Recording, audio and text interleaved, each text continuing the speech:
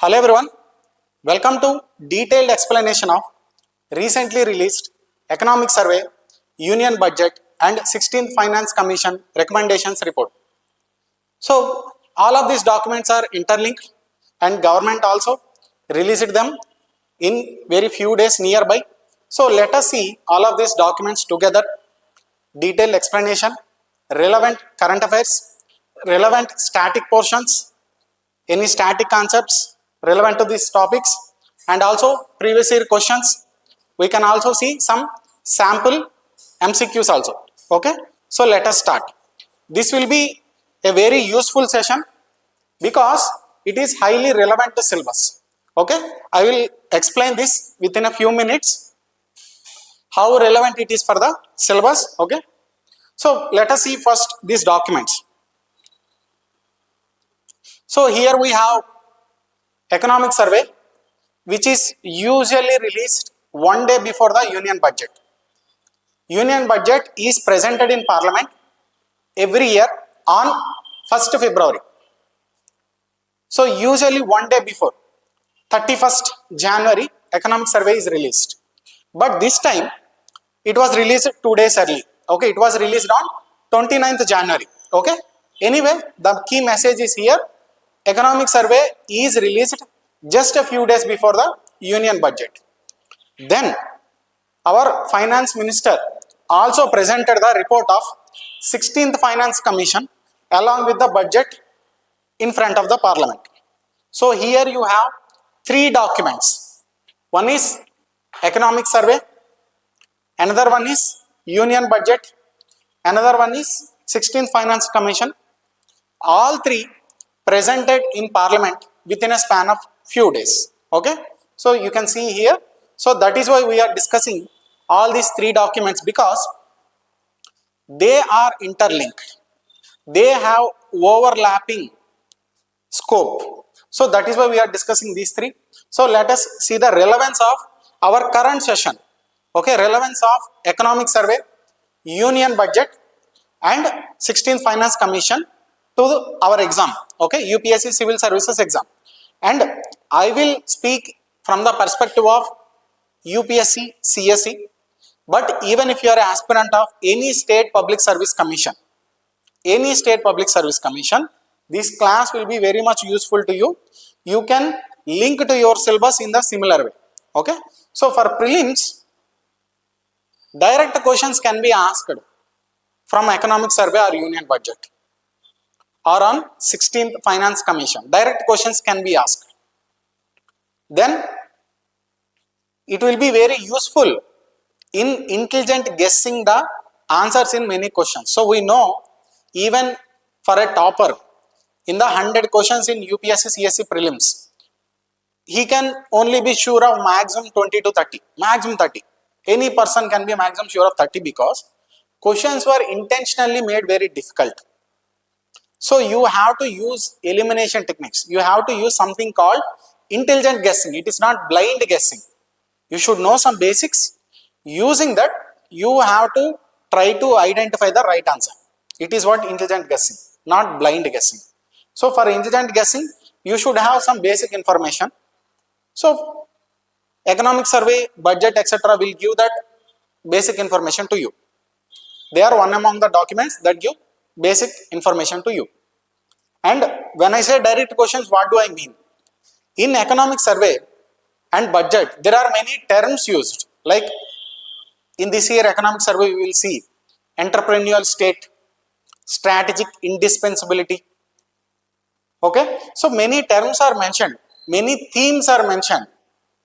So like external sector, debt status, inflation rate. So all these themes, all these terms, they can come as questions. Gross fixed capital ratio. Okay, so all of this can come as terms or themes. Direct questions can be asked as per Economic Survey, as per Union Budget. In mains, let us come to mains. So in mains, first of all the content you will read in Economic Survey, you can directly use in essay paper. It is up to you. Question or essay topic may come directly from Economic Survey or Budget, or even if it is something different, because in every essay we have to write so many dimensions. In essay we are expected to pull as many dimensions as we can. So in essay, if you have the content, any content you can use it. Then of course economic survey, budget are directly relevant to GS3 economy. So in GS3 economy you will see there is a budget direct topic syllabus line mentioned. Then there is investment, there is infrastructure. So all of the terms in economy we discuss here, agriculture. So all of terms we discuss here. So all of the content you are reading in this document, you can also use in your mains answers. Then many people think economic survey and budget is only relevant to GS3, but it is actually more. If you see the whole UPSC syllabus, whether it is GS paper 1, GS paper 2, GS paper 3 or GS paper 4, like let's take GS paper 1. In economic survey and budget, we discuss about schemes for many vulnerable population, empowerment of many vulnerable population. So this year budget is themed youth driven budget. Okay, Yuva Shakti budget. So it is for youth. So in GS paper 1, Indian society, we will read about various sections of society, social empowerment. Then there is a chapter in this year economic survey, there is a dedicated chapter on urbanization. And urbanization comes under both Indian society and also Indian geography. Okay, so in this way you can link economic survey topics to many more. And in the same economic survey and budget, you will come across many laws passed by parliament. So it is also relevant to polity, and in fact budget itself is under article 112, and government is producing budget, taking actions, all are based on our political system. So polity, international relations. See, in the very first preface and first chapter of the economic survey, you will come to know Indian economy is very much linked to other countries, very much linked to global system. So without understanding international relations, there is no way you can manage Indian economy in a better way. Okay, so IR is an integral part of economic survey. So whatever you read in economic survey, you can also use in IR or international relations. Science and technology. So take for example, this year economic survey has a dedicated chapter on artificial intelligence. Why? Because AI, artificial intelligence, semiconductors, renewable energy, all of these new technologies, electrical vehicle technology, all of these new technologies are changing world very rapidly.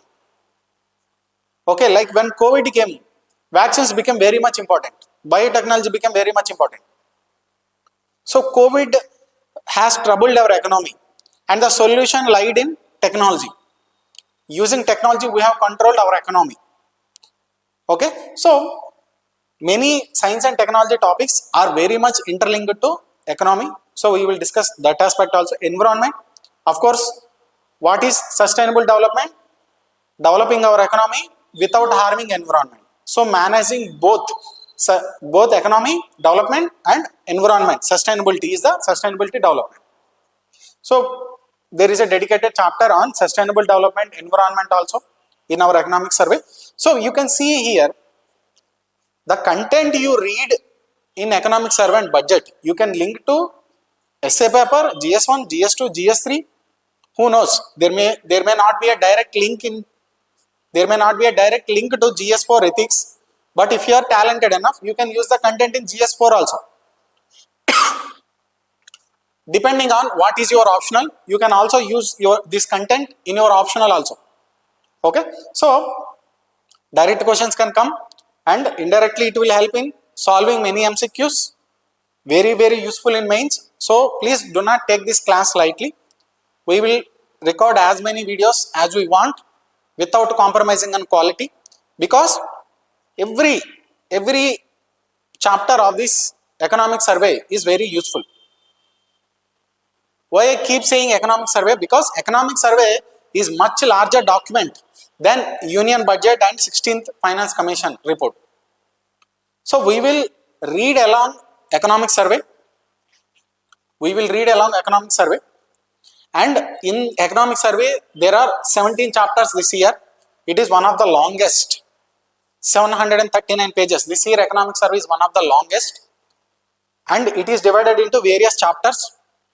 So while reading every chapter of economic survey, wherever relevant content of budget can be mentioned, we will mention. Okay, so we will read economic survey chapter wise, and we will break budget and 16th Finance Commission report into parts and attach with the respective parts of the economic survey. Okay, so our prime document will be economic survey. Remaining documents, budget and 16th Finance Commission report, will be value addition to the economic survey. Okay, hope you understand. So let us start. So first question, what is economic survey? Okay, first let us see what are these documents, because even this can be asked in prelims. Okay, so what is economic survey?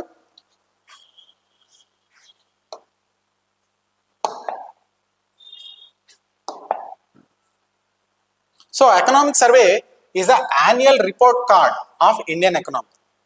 So many developments happened in the last 1 year.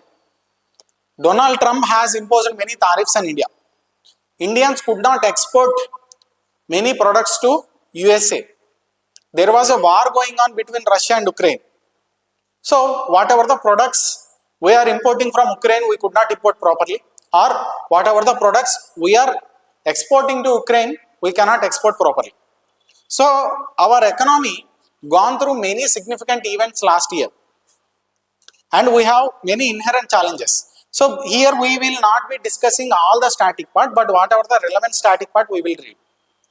So if you read basic economy books, NCERTs or your standard book, you will come to know that India has strong service sector, but comparatively weak agriculture and manufacturing sectors. For that, government has done many initiatives over the years. So what happened last year?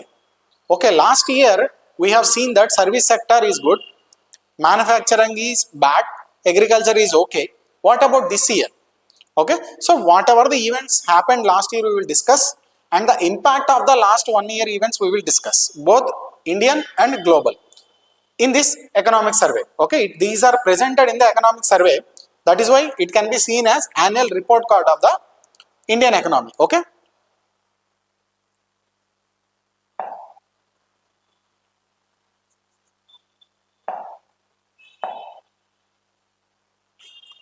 So why is it very critical? Why is it very important? Because it acts as the bridge between past and future. So we told that we will see the review of the past 1 year. Every year economic survey is released. So the 1 year review is being done.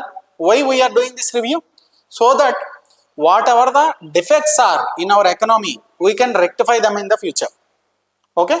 So this economic survey is prepared by economic experts, a group of experts.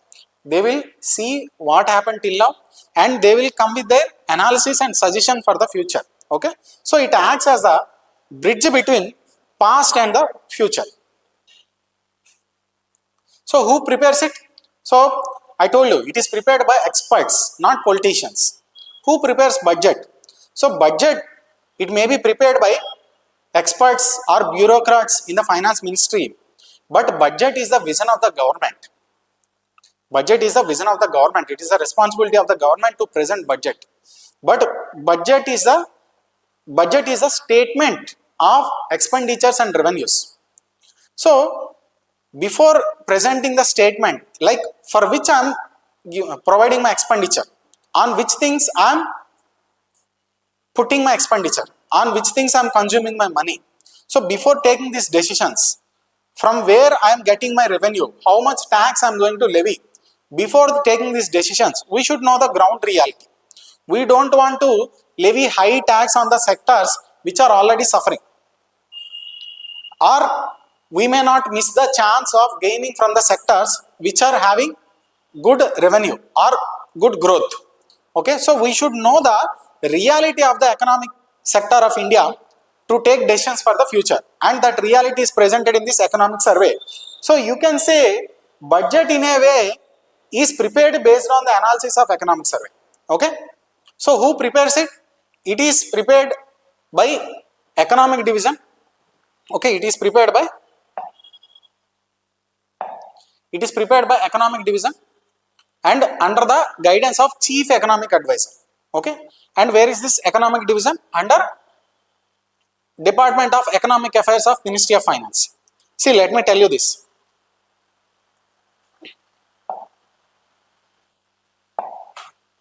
See here, this is the Ministry of Finance, and Ministry of Finance has various ministries under it. Okay, you can see here there are 6 departments. Sorry, there are 6 departments under Ministry of Finance, like Department of Public Enterprises, okay, Investment and Public Asset Management, Department of Financial Services, Department of Expenditure, Department of Revenue.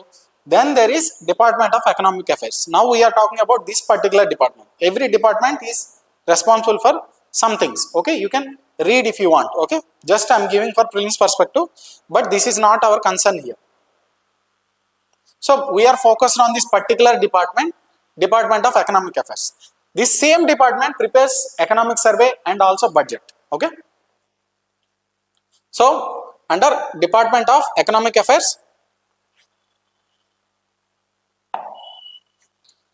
under Ministry of Finance, Department of Economic Affairs, there is a economic division. Okay, and in that economic division there is chief economic advisor. So under the guidance of chief economic advisor, we are preparing this document called economic survey. Okay, so it is the authoritative statistical data driven document.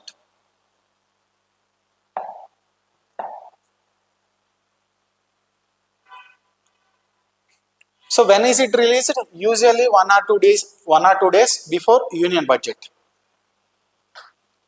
Okay, so it provides the policy perspective, what is happening and what you should do and why you should take that particular actions. It comes with recommendations and justification. Okay, and the decisions taken based on this analysis we will see in the union budget.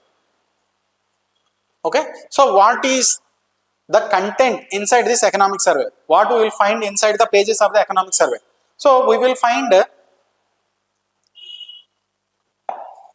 macro trends, like there are many macro variables, macro fundamentals, like inflation, the general price level in the country, employment rate, how much employment is there, how much unemployment is there, how much female labor participation rate is there, what are our amount of foreign exchange reserves. Okay, so there are many variables for the macro economy, for the full economy of India. So we will see a discussion of trends in this macro variables. Then we will see sector wise performance evaluation. So sector wise performance evaluation. So there are various sectors. Every economy can be divided into multiple sectors: primary, secondary, tertiary. Or if you see for India, primary sector is agriculture and animal husbandry, etc. Secondary sector, manufacturing, construction, etc. Tertiary sector, services, tourism, okay, professional services, software industries, all of these are tertiary sector. So which sector is performing how, in what way, etc. we will see here. Then we will see policy review. So last year also economic survey was released. Last year also budget was presented. So government has already taken some actions over the years, every year. So what is the result of these actions till now? Government has implemented many policies. Government came up with some schemes for agriculture. Government came with some schemes for manufacturing. Government came with some schemes for exports, etc. So what is the performance of all of these policies? We will see in this document. Okay. So we will go into every chapter one by one. So when we go to the respective chapter, we will go in depth. Okay. So it also gives the future strategy, future roadmap. So as an expert, as experts in the economy, they give the future strategy, recommendation for the government. Of course, government, ultimately the political masters are having the popular will. So they will implement which is good for the people in their opinion, but they will take the expert opinion before. Okay.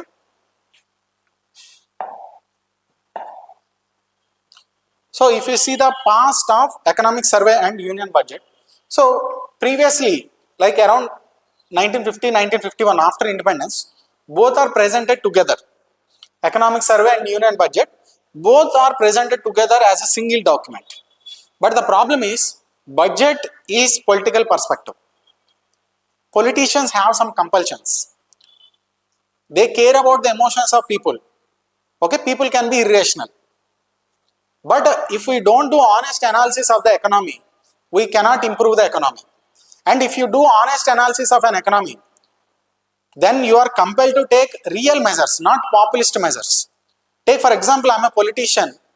I may think that if I give like 10,000 rupees to every woman in the state just before election, it is a good strategy for me, women will vote for me. Politically it may be good, but for economy, free cash transfers are not good, we will see. Okay, free unconditional cash transfers are not good for the economy. So there are some things acceptable for politicians but not for expert economics. Okay, and not by expert economicians. Okay, economists. So the presentation of budget and economic survey as a single document comes with some complications, and it is not good for the country overall. So that is why we have separated budget and economic survey in 1964. Okay, so since 1964 both are presented separately. So economic survey, perspective of genuine economists, genuine experts. Okay, budget is of the government. So just let's take a recap of what we have discussed till now. What is economic survey? It is the annual report card of the government. It is the annual report card of the economy.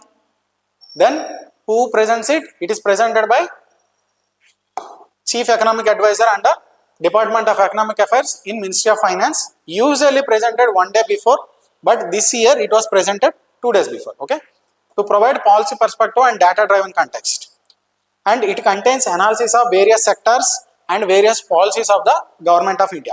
Okay, it is non-binding because they are economists. Okay, they are bureaucrats. Politicians have the popular will. But authoritative guiding document, because genuine experts are telling you this is what you should do. You ignore them, you will pay the price. Okay.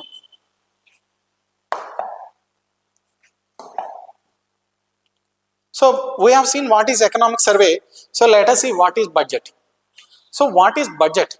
So budget is a popular term. First, please note that budget is a popular term. It is not mentioned in the constitution. It is just a popular term. It is not mentioned in the constitution. Constitution calls something called annual financial statement. So there is article 112. In the article 112,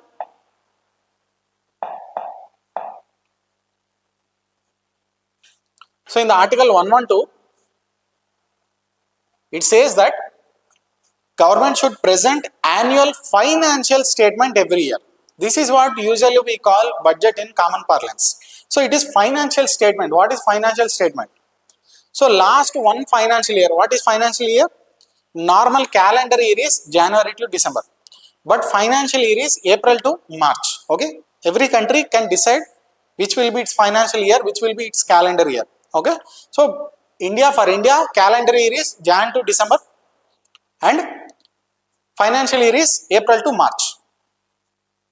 So take this year, April 2025, start of the financial year, 31st March 2026 is the end of the financial year 2025-26. Okay, 2025-26 means whenever some people write 2025-26 means from 1st April 2025 to 31st March 2026. So this is the financial year. Last year I am talking about. Budget is for the future. See, there is one difference you have to notice between economic survey and budget.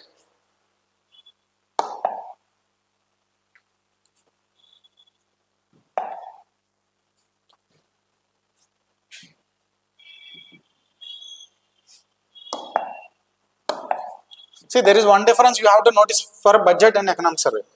So budget is always presented for future. After taking the decisions, after taking the opinions of the experts, we will produce budget for future. So budget is always for future financial year. So this budget which was presented on February 1st, 2026, very recently. It is for the upcoming financial year. Okay.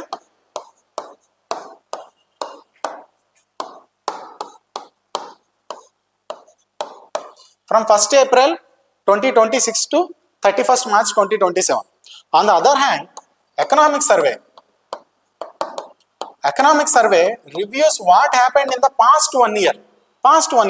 So it is talking about 01/04/2025 to 31/2026. You can say, sir, we are still in February, 31st March is still in future. So they are making predictions about future. Yes, for this part, whatever the part remaining, it was presented on 29th January. So till the date, they gather some data, actual data from government experts, etc. So where is this data from for economic survey will come? So government for various purpose gathers so much data. So these people at Department of Economic Affairs, they will gather it, and also they will make predictions for the near future, for the remaining days, and they will prepare this economic survey.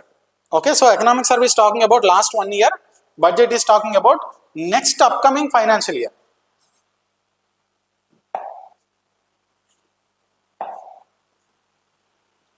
So what is budget? Budget refers to the actual annual financial plan comprising estimated receipts and estimated expenditure and future financial strategies. So for the last 1 year, how much I have earned, receipt means how much money I am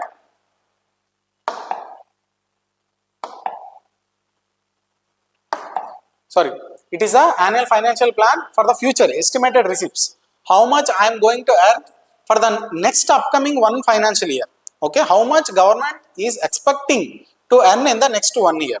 Then how much expenditure government is expecting for the upcoming one financial year. Okay, it may give statements of last 1 year also, but budget is mostly for the upcoming financial year. Okay, and there may be some other statements which may be mandated by other laws. But if you see the constitution, there are some provisions like Article 112, which is directly talking about this annual financial statement. Then Article 110 says there is something called finance bill need to be passed if government is levying some taxes, etc. So it is polity thing. So then there is Article 114, which says that if a government wants to spend some money as expenditure, it also needs to take permission from Parliament. So permission from Parliament means Parliament has to pass a law. So it is called appropriation bill. So whenever there is a budget session, like there is a budget session going on from January end to like 1st April, 2nd April, we will have a budget session. So in this budget session, they will pass this budget. So when they say they will pass this budget means they will vote on this annual financial statement, they will vote on this finance bill, which passes becomes Finance Act 2026, then appropriation bill, which becomes Appropriation Act. Okay, so whenever we say budget, we mean annual financial statement plus related documents, Finance Act, Appropriation Act, etc. Okay, then there is something called FRBM Act. Okay, so under this FRBM Act, we have to maintain fiscal discipline. So you will read in static economy. So it also mandates some documents to be submitted along with the budget. So this is what when we say budget, annual financial statement plus some related documents. What is the content of this budget? It will have the estimated receipts for the next 1 year and estimated expenditure for the next one financial year. Okay, it may also contain revised estimates of the past financial year also. Okay, so this is about the budget. Now we have seen economic survey and also budget. Now what is 16th Finance Commission?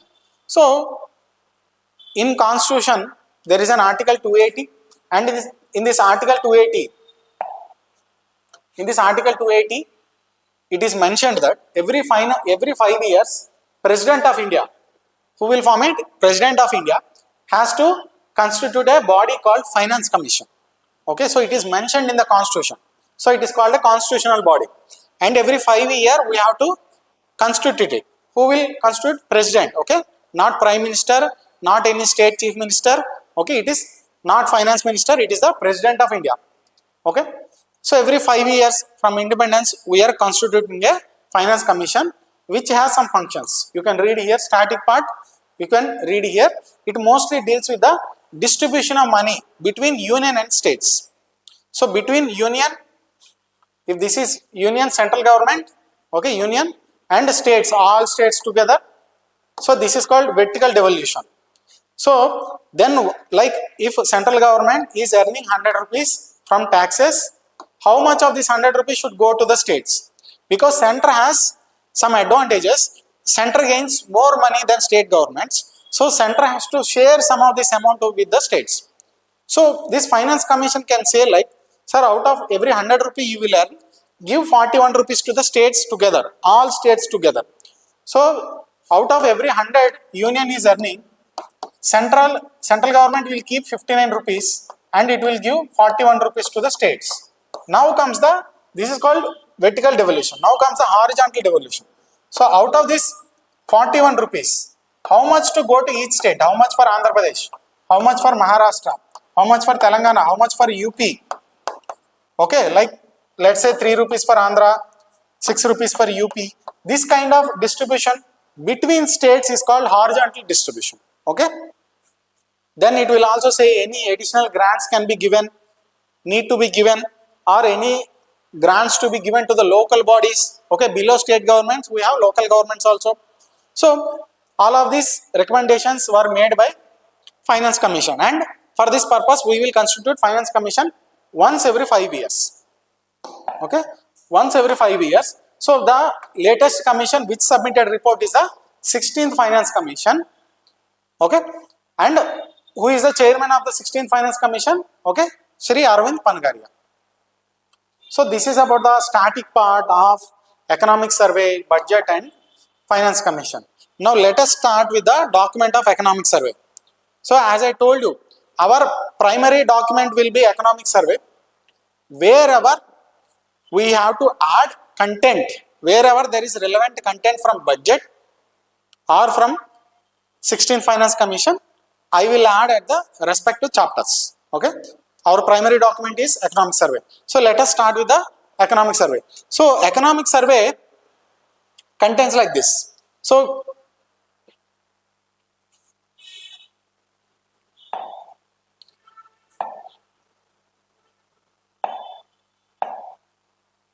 this is how economic survey is. So under economic survey, you will have a preface like introduction. What is preface? Preface is introduction. Okay, PREFACE. Preface is introduction. So after preface, you will have chapter 1. Okay, chapter 1 gives a overview. Okay, state of Indian economy. Then comes a chapter 2.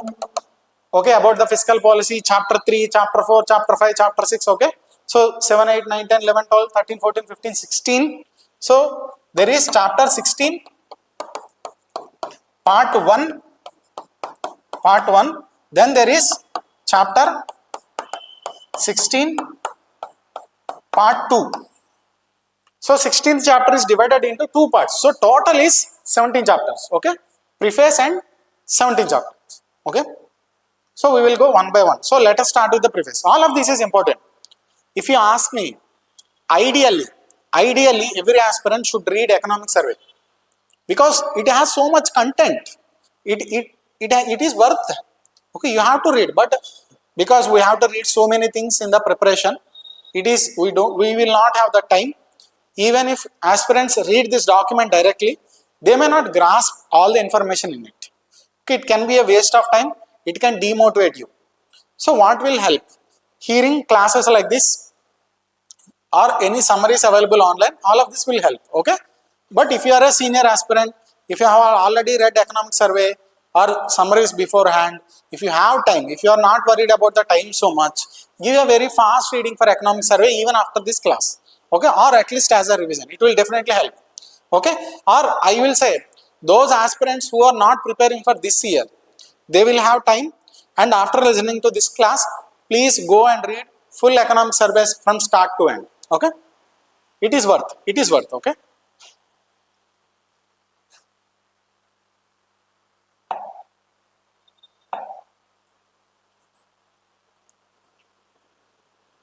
So So let us start with the preface of the economic survey. Preface is the introduction.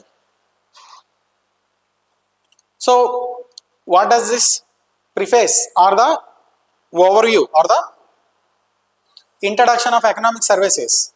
So this is what economists who prepared this economic survey say. We are not living in the same world we have lived like 10 years ago. The world today is very different. Take China for example.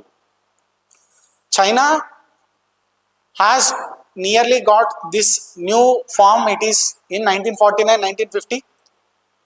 China is one of the parties in Second World War, but there was a revolution in 1949-1950. So whatever the communist state you are seeing today, it started in 1949-1950. So it was a communist state till 1970s. Then the leaders of China realized that strictly limiting itself to communism is not working. Capitalism is winning. They are seeing the communist bloc versus capitalist bloc of Western countries. Capitalism has some advantages. It will increase the market. People will only work hard when they see profits. So China, even though it is a communist state politically, it has made many changes, capitalist type of changes in its economy. China started welcoming many investors of foreign countries. Okay, so China has taken a capitalist path in its economic sector. It has made many changes. It has implemented many policies which are very attractive to the foreign investors. Many foreign investors from USA, Western countries, okay, Germany, UK, etc. went to China, invested the money, earned so much of profits. China industry developed. China became a economic powerhouse. China has exported many products. China is very famous for its exports. Now it became a situation that many countries are very much dependent on Chinese exports. If China is stopping its exports, many economies will collapse. This has worked for China for many years because people are investing in it, because China is economically viable. China has so much of population, cheap labor. If you establish a company in USA, you have to pay very high salaries because it is a developed economy. The laws are very developed, advanced. So you have to pay very high amount to the people. It is a capitalist economy. But if you establish a company in China, you don't have to pay that much of salaries. So you can produce goods at a very low cost in China. So many rich people from the Western countries came, established companies in China, and they have earned so much of profits. In this process, China has become a big economic superpower. It has so much of manufacturing base, so many industries. It produces so much of steel, so much of cement. No other country is a match for economy, for China economy in exports. So this has worked for China. All these years from 1970s to till few years ago, till 10-15 years ago, China has seen so much of growth. In 1950s, 60s, China is more or less same like India. Both are similar economies. But China has grown so much over the years. India growth rate is 2%, 3%, which we call Hindu rate of growth. But China has seen 7, 8, 9, 10. So it has grown very fast. It has grown very big. Today it is the second largest economy in the world. So this 1970s to 2010, all these 30-40 years was the time of the China. Now after 1990s, India has realized something. What China has realized in 1970s, India has realized in 1990s. Okay, LPG reforms, you must have heard. In GS3 economy, there is LPG reforms. So in 1990s, we have started these LPG reforms.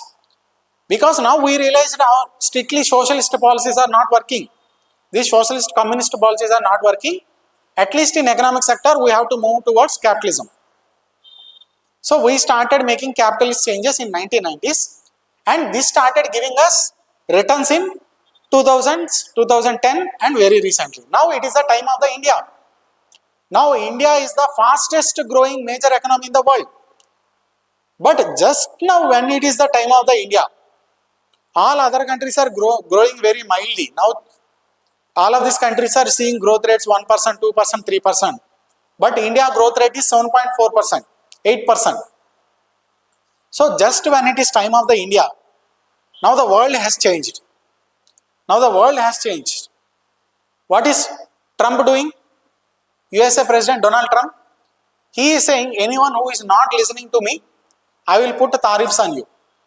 He does not like Russia-Ukraine war. So he is saying anyone who is doing business with Russia, I will punish them using sanctions. So India, previously let's say I am an exporter from India.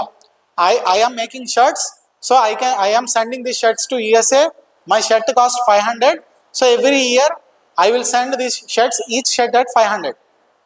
But suddenly last year, Donald Trump started saying, okay, I am putting 50% tariffs on you. So 500 rupees shirt you are selling, 50 rupees tariff means 50% tariff means 50% of 500 means 250 rupees. So I am selling shirt at 500, but USA government is collecting a tax of 250 rupees. So the customer in USA has to pay 750 rupees for my shirt. I am not receiving 750. I am receiving only 500. But customer is paying 750. Why will customer pay 750 for a shirt worth of 500 rupees? So my sales will go down. My exports will come down. Same things Donald Trump is doing. Anyone who is doing business with Iran, anyone who did business with Venezuela till a few days ago. So it is called sanctions. They are imposing sanctions. Now Donald Trump is angry with China. China and USA are fighting. Donald Trump is imposing some export restrictions to China, like semiconductors and many materials of semiconductors, they used to get exported from USA to China. China is developing using this technology which is sourced from USA. So USA getting angry, they are stopping the exports of these semiconductors to prevent growth of artificial intelligence in China. What China is doing? China, like USA has advantage in the semiconductor materials, China has advantage in something called rare earth minerals, critical minerals, which are very useful in modern technology. All of the solar panels we are making, all of the electrical vehicles we are making, okay, all of these new technologies need something called rare earth minerals, critical minerals. Now, China has dominance in them. 90% of exports of the world of rare earth minerals, critical minerals come from China.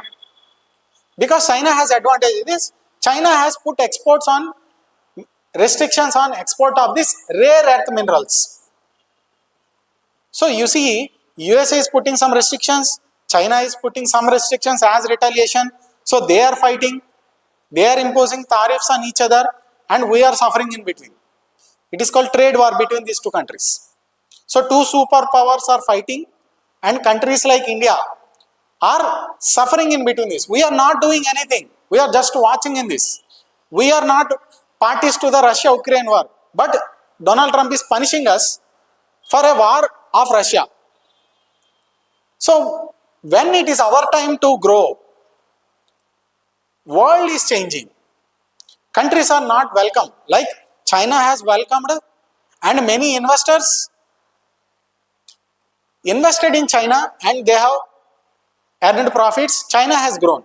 Now we are asking investors to come and invest in India, but investors are hesitant. Okay, countries are not letting those investors to invest. Okay, because this is how world has changed over the years. So that is what the introduction of this economic survey. Okay, so you have seen the background. So this is the world. Now the world is fractured. Okay, the world today is fractured. This is the era of fragility.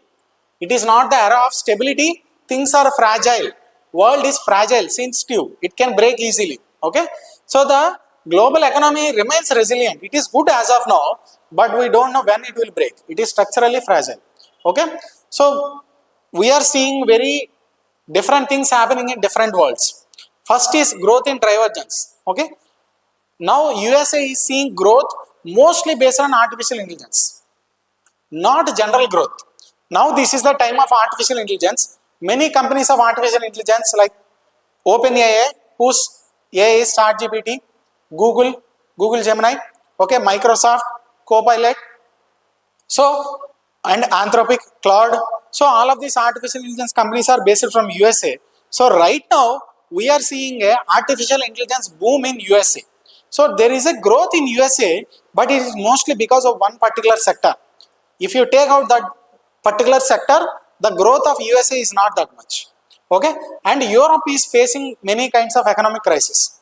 China is facing its own crisis. Now the downfall of China is happening.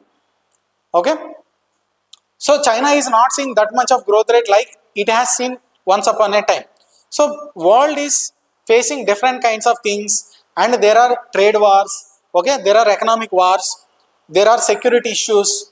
Russia-Ukraine war. Okay, there was a war happened till few years ago few days ago between Israel and Hamas. There were tensions between US and Iran. Okay, Israel and Iran. Even we don't know when will US launch on an attack on Iran. USA has attacked few days before Venezuela. Okay, in January, on January 3rd, USA has attacked the country of Venezuela and literally kidnapped their president. So the world is not the same it was once upon a time. Okay, so geopolitics has replaced economics as the primary driver of the global trade and capital flows. See, now I am not investing based on purely economics. Previously, I am investing based on economics. Where will I get the cheap labor? Where can I produce this pen at the lowest cost? And where I can sell this pen at the highest cost? My profit matters to me. But now it is different. Now you are a American exporting semiconductor products, but government is telling you, you cannot export this to China. You cannot send this product to China. Okay, so now it is not purely driven by economics.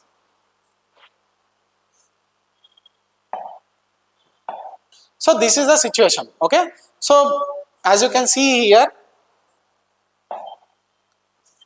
nations are now using economic tools. Okay, tariffs, trades, export barriers, okay, exports, all of these as tools for strategic ends. Okay,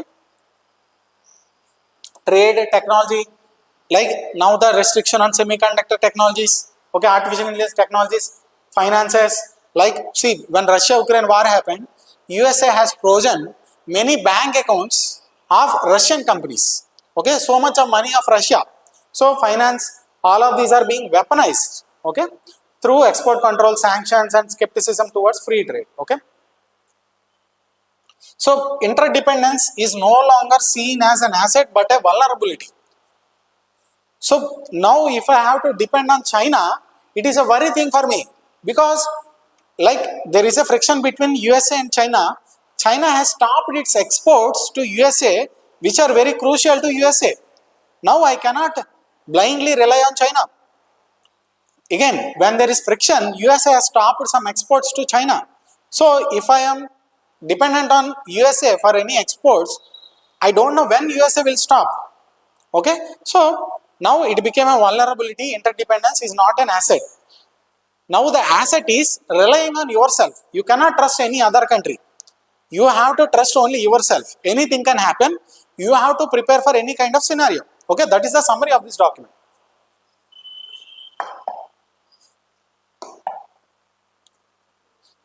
But there is a good news. There is a good news among all of this uncertainty. So the world may not be proper. The world may be very uncertain. World may be very chaotic. But in this chaos, India is an outlier. All other countries are performing poorly. Europe is suffering. China is suffering. Japan is suffering. Take artificial intelligence, USA is also suffering. But India is possibly the only major economy is an outlier in this. Okay. Why? Because you will see here we have seen real growth rate of more than 7%.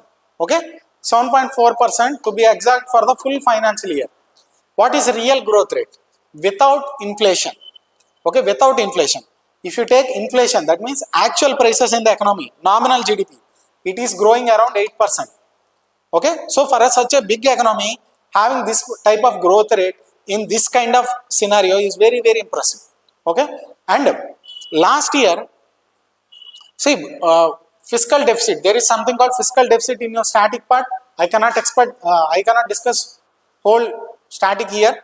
So what is fiscal deficit? Simply say government has some expenditure. Let's say government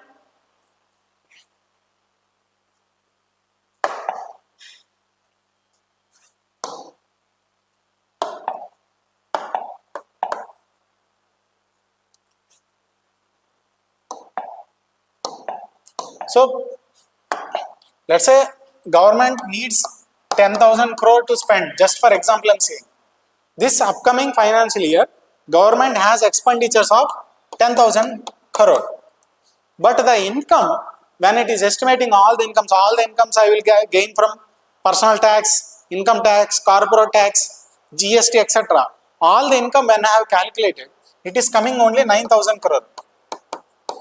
But I need to spend 10,000 crore this year. I need to spend 10,000, but I got only 9,000. So where will this 1,000 crore come from? It is called fiscal deficit. Okay. Fiscal means government related. Okay. Official government policy related. So this 1,000 crore I have to borrow. Okay. So you will come across fiscal deficit, primary deficit in static economy in budgeting section. Okay. Please go through them. Okay. So this 1,000 crore I have to borrow. This is the fiscal deficit. Now tell me, borrowing usually is not a good sign. Is it a good sign? The more debt you have, the more you borrow, the poorer your impression will be in the eyes of others. If you see a person borrowing too much money, and like let's say you know a friend who has too many debts to pay, then he came to you and he asked you some more money. You will be naturally worried because he is already having so many debts. How can he pay my money if I give him? So high amount of debt is usually not a good sign. Like for an economy also, just like a person, for an economy also, it is very good if you have less debt. Okay, but at the same time, you need to borrow this money because you have expenditure, and without spending properly, government has to spend properly. Capital expenditure, government has to spend on schools, hospitals, bridges, airports, railways. Only when government spend properly, government has to pay salaries also to the people, army personnel, etc. Only when government spend properly, country will run and country will grow. So you have to borrow money, but you cannot borrow too much. You need to find a fine balance, which is appropriate, which is not. Okay. So borrowing too much is bad. Borrowing to a limited extent is okay, acceptable. Now this is called fiscal deficit. So our fiscal deficit in the past is growing too much. So around the year 2000, we started to realize our fiscal deficit is rising. The amount of money we are spending as expenditure is more than the amount of the revenue we are earning. So there is a constant fiscal deficit. So we try to reduce it every year. Okay, there is an act called FRBM Act, and using that we are trying to reduce the deficit. So last year we have put a target for ourselves. Last year, this 2025-26, we set a target of 4.9% fiscal deficit. My fiscal deficit should not cross 4.9% of GDP. 4.9% of GDP. This was the target, but I have achieved 4.8%.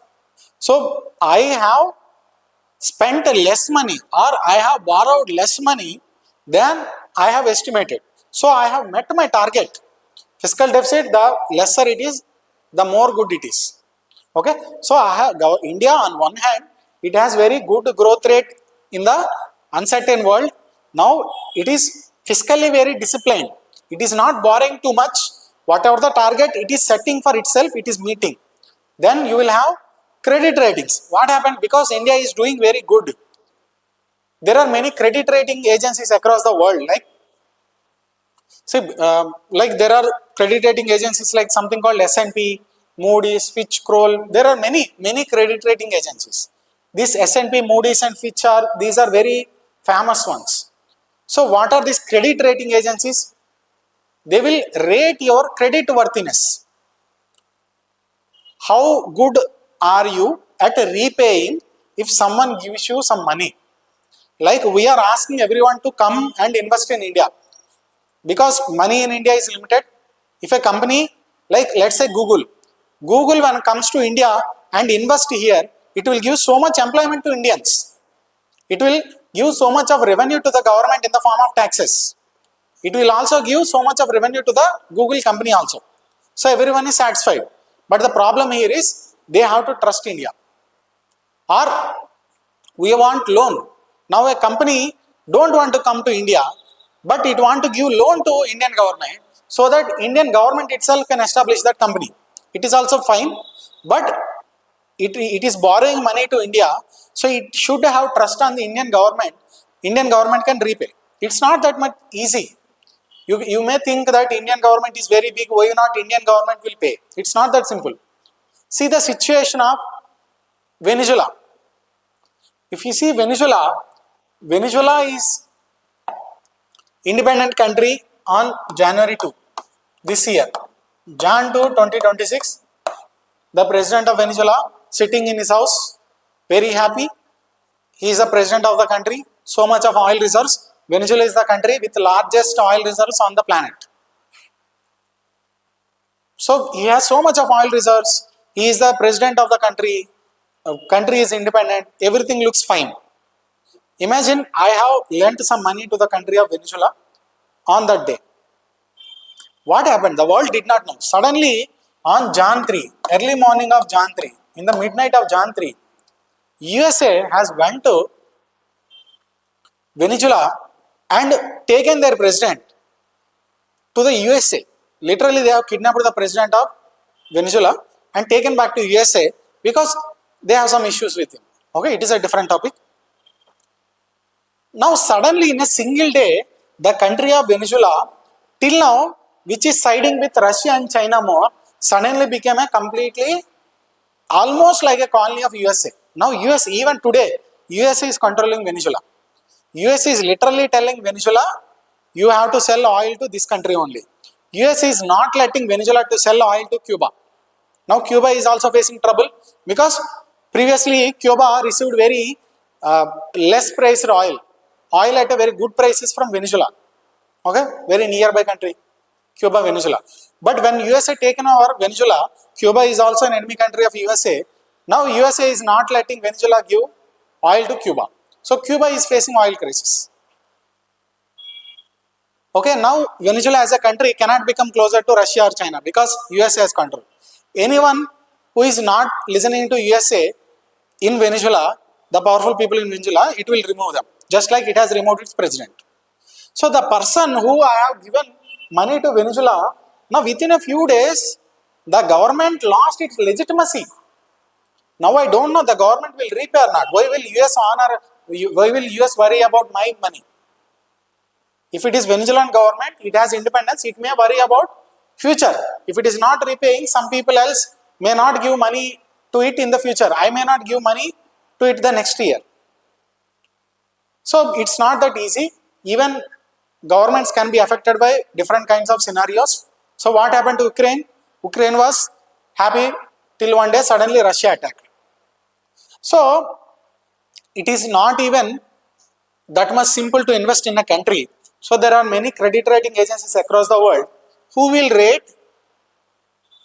various countries on investment level. Like if they are giving A, triple A, double A, etc. This is good. A rating is good. B rating is okay. They are good enough, but not they are the best. If they are giving rating like C, it is very, very bad. So there are two categories largely, non-investment grade, that means they are not good for investment. You are risking by investing.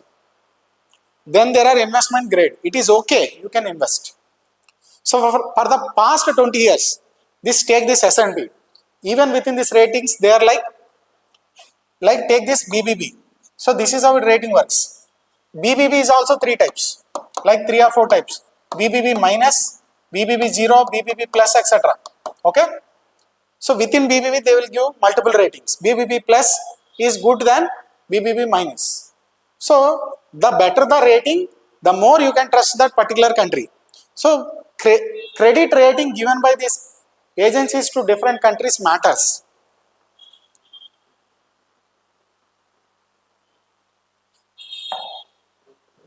So now if you see, almost after 20 years, we used to have BBB minus. Now it has moved to BBB neutral. Okay, BBB 0.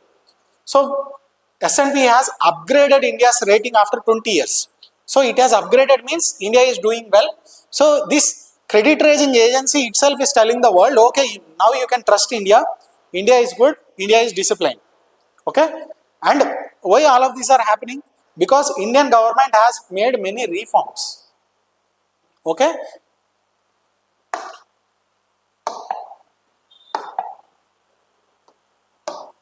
Indian government has made many reforms, like it has made radical GST overhaul, it has allowed 100% FDI in insurance, it has reformed various labor codes. There are many 30, 40 many acts related to labor in India.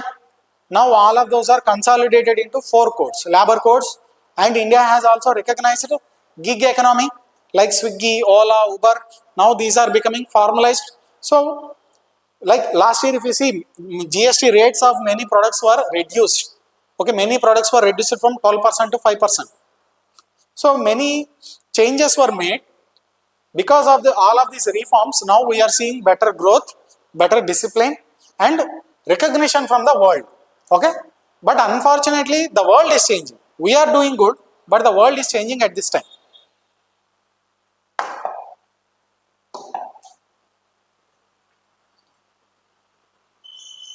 So why Indian outlook is good, why India is doing good? Okay, along with reforms, there are many other things also. Like if you see, inflation is contained. Last financial year we have very good rain. Okay, monsoon season starts from May, June. So last year monsoon was good, very good. So agriculture has seen good rainfall. It has affected mining because there is continuous rainfall. Now you cannot do mining. Okay, so mining was affected, but agriculture was good. So overall there is a good rainfall. So when agriculture is good, there will be enough supplies of food products, onions, okay, potatoes, rice, etc. So when there is enough supply of agricultural goods, prices of goods will be lesser. Okay, so that is why inflation, the prices is contained last year. We have seen good rainfall. Okay, external liabilities are low. So India, the loans taken by all Indians, including the government and corporations in India, they have taken loans, but much of it is inside the country, within the country. The loans we have taken from outside is very less. If we are taken from outside, whatever happening outside, this external uncertainty happening outside, it will affect India.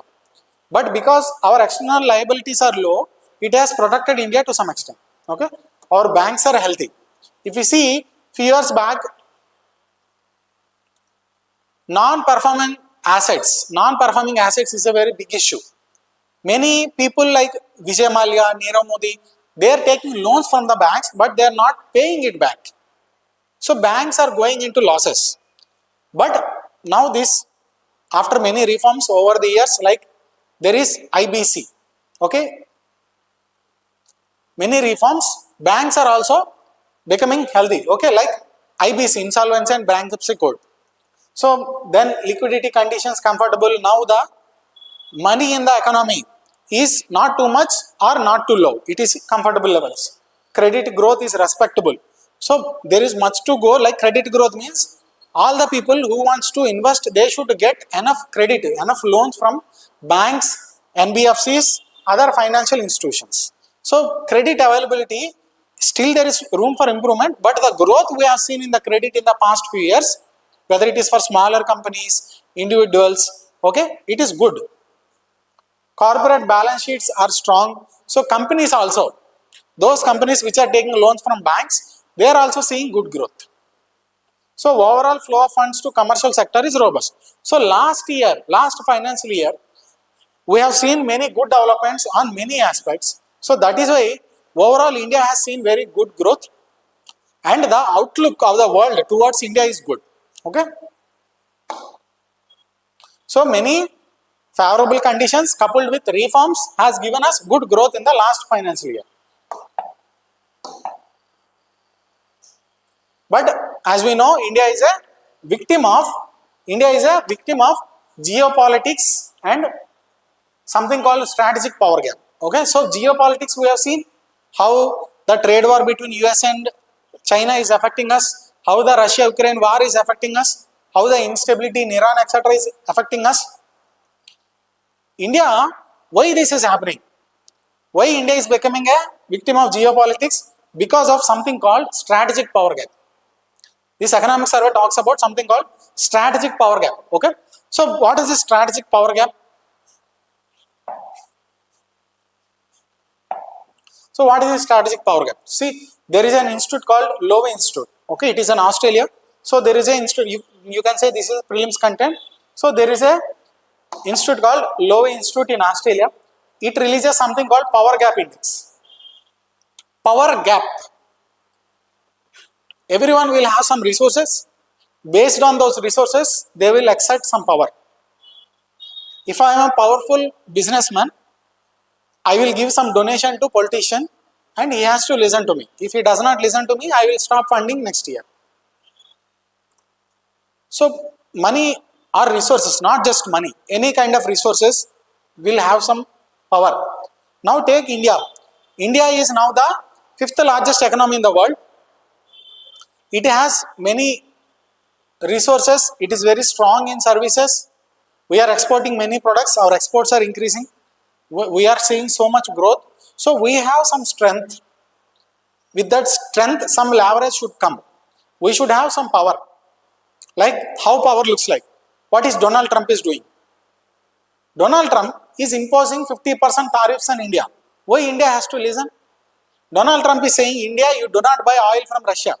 Why India has to listen? Because he has that resource strength, he has that power. So they have strength, they are using that power. China has strength, they have control on this rare earth minerals and they are exerting power. So this index says, India, you have that power. You are the 5th largest economy, but you are not using that power. You have resources, but you are not using that power. Okay? Your power gap is negative. For your resources, you can exert more power. But why India is not able to exert that power, we will see. Okay? So there is a power gap also. So if you see, so the paradox is we are having strong growth, but we cannot guarantee the stability of the world. Okay? So India, strong macro fundamentals, high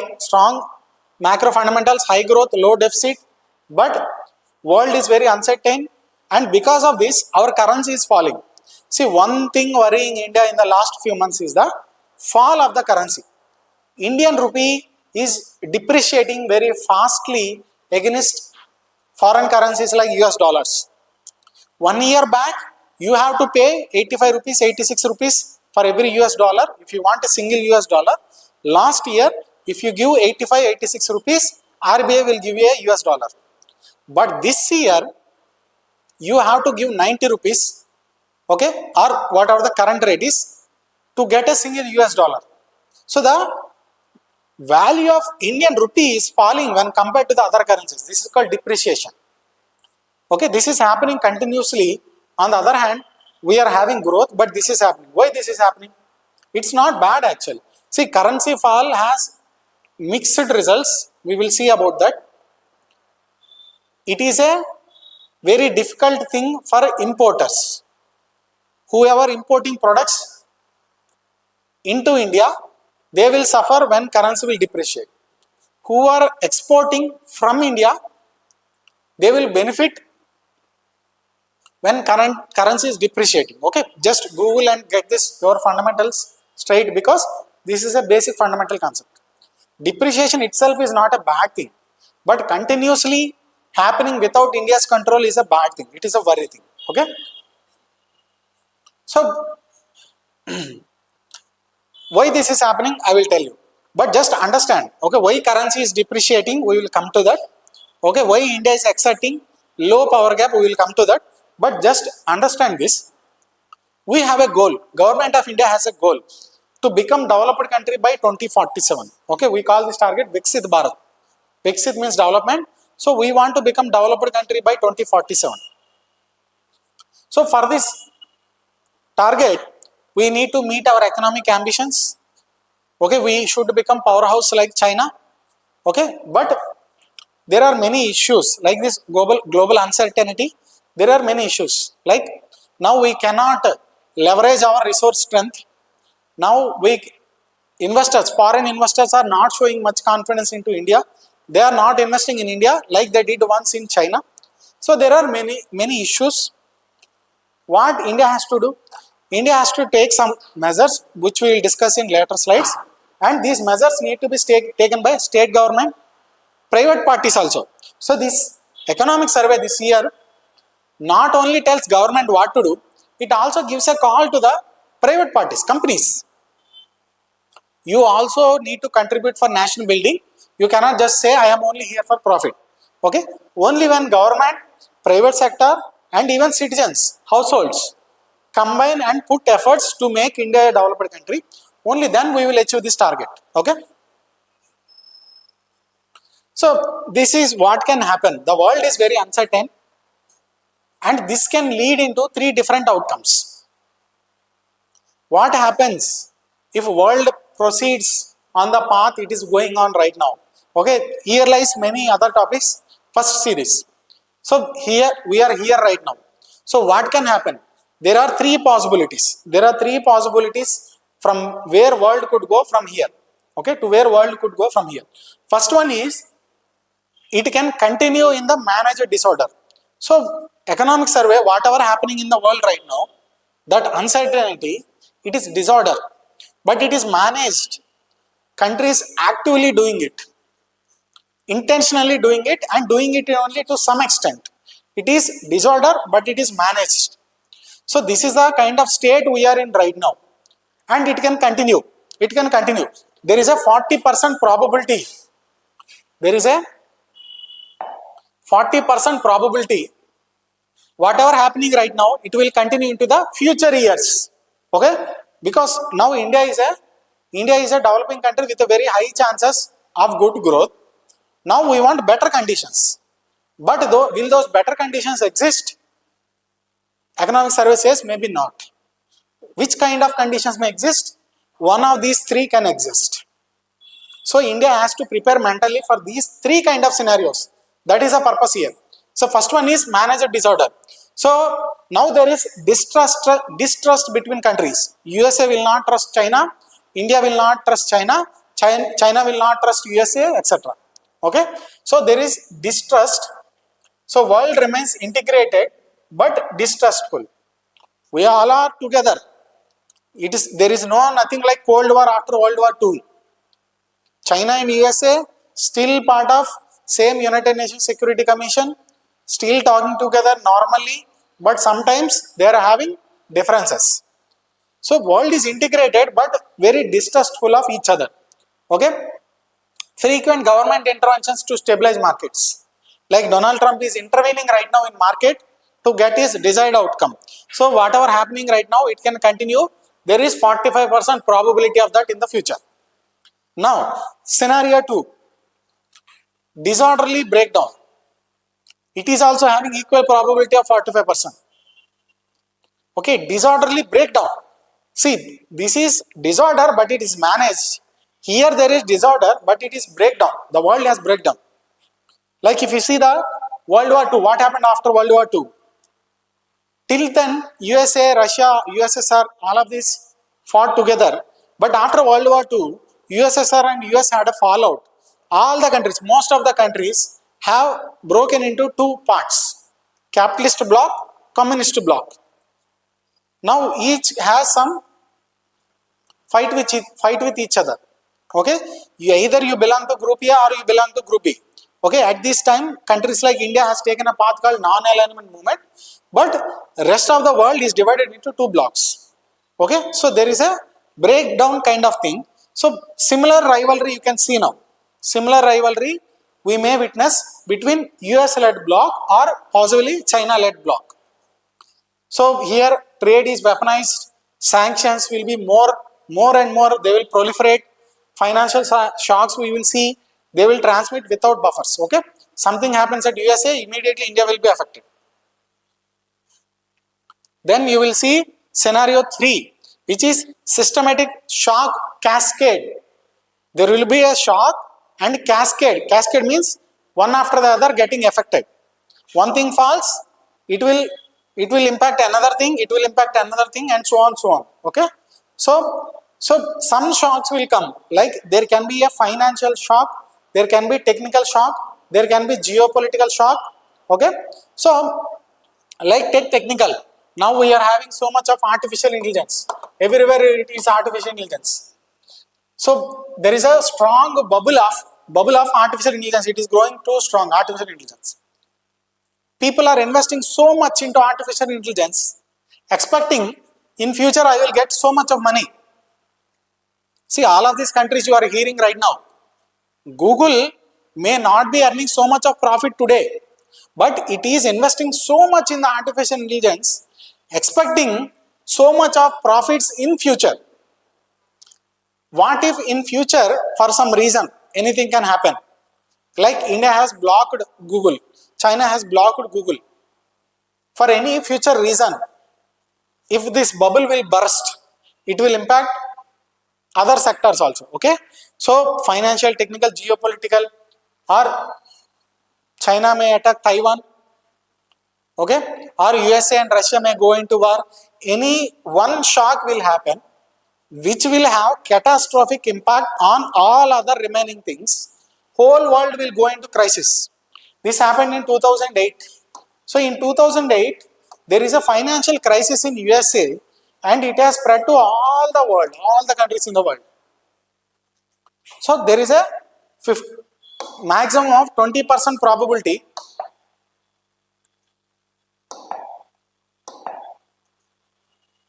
there is a maximum of 20% probability of happening this third scenario. So from here, from where we are right now, world can go into 3 different paths. India has to prepare for all of these paths. This may happen, this may happen, this may happen. If this happens, as a country, you cannot collapse. Please be ready for this scenario. Okay, our economic advisor is already telling the government there is a remote possibility of this kind of scenario also. So please be prepared beforehand. Okay.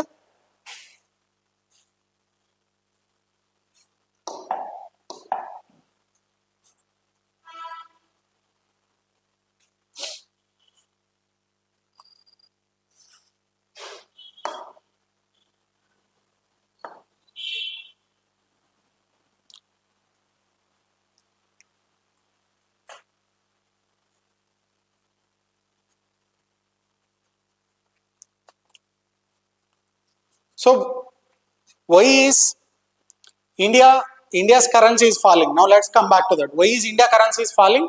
So there is geopolitical turbulence. So we have seen how the world is facing various uncertainty. Now we don't know what Trump will do. We don't know what China will do. So investors across the world are not able to invest properly. They are willing to invest in India, but suddenly Trump comes. India, you are buying Russian oil, so I am imposing 50% tariffs on you. Now they will not know what will happen to Indian economy. So they are afraid. They are hesitant to invest in India. Okay, why? Because of foreign situation. And if you see India's situation, this is the reality of India. So there is something called balance of payments. So you should know this is a basic economic concept you will read in static. So what is balance of payments? Balance of payment means our transactions with the outer world. So like two people transact, two countries will transact, many countries will transact.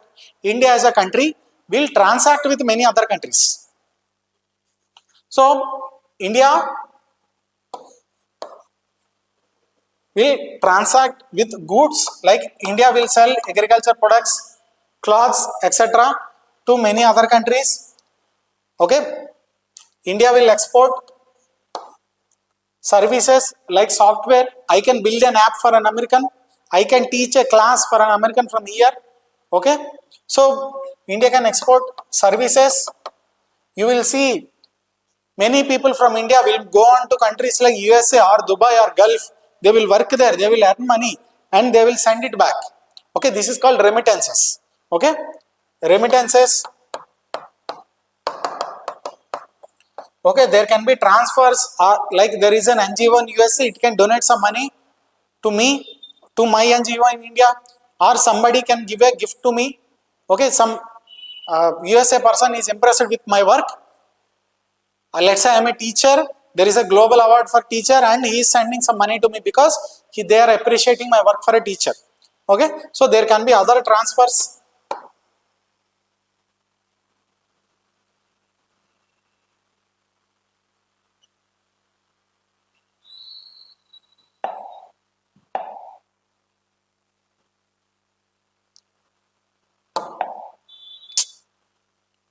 I'm sorry. So let's write balance of payments. So in balance of payments,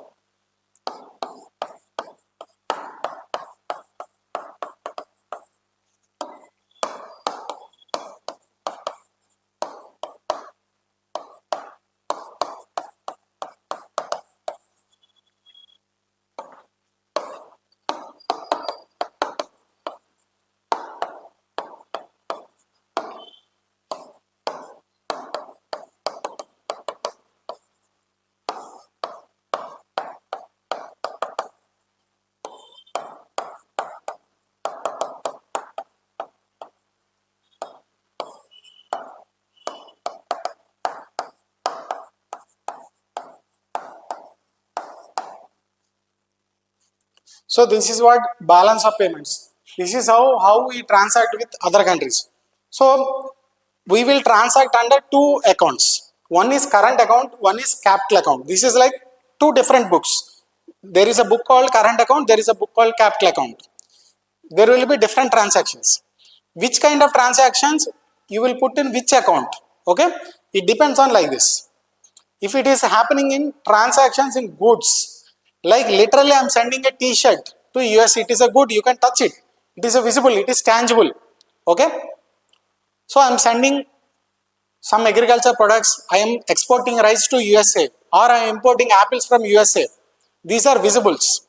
So when I export to USA, I am sending something to USA means I will gain some US dollars. So it is a gain for me.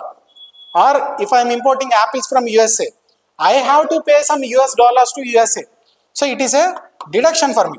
So there will be some transactions plus or minus, like let's say I am selling rice of 8 rupees. I will $8. I will get $8, but I am importing apples of $10.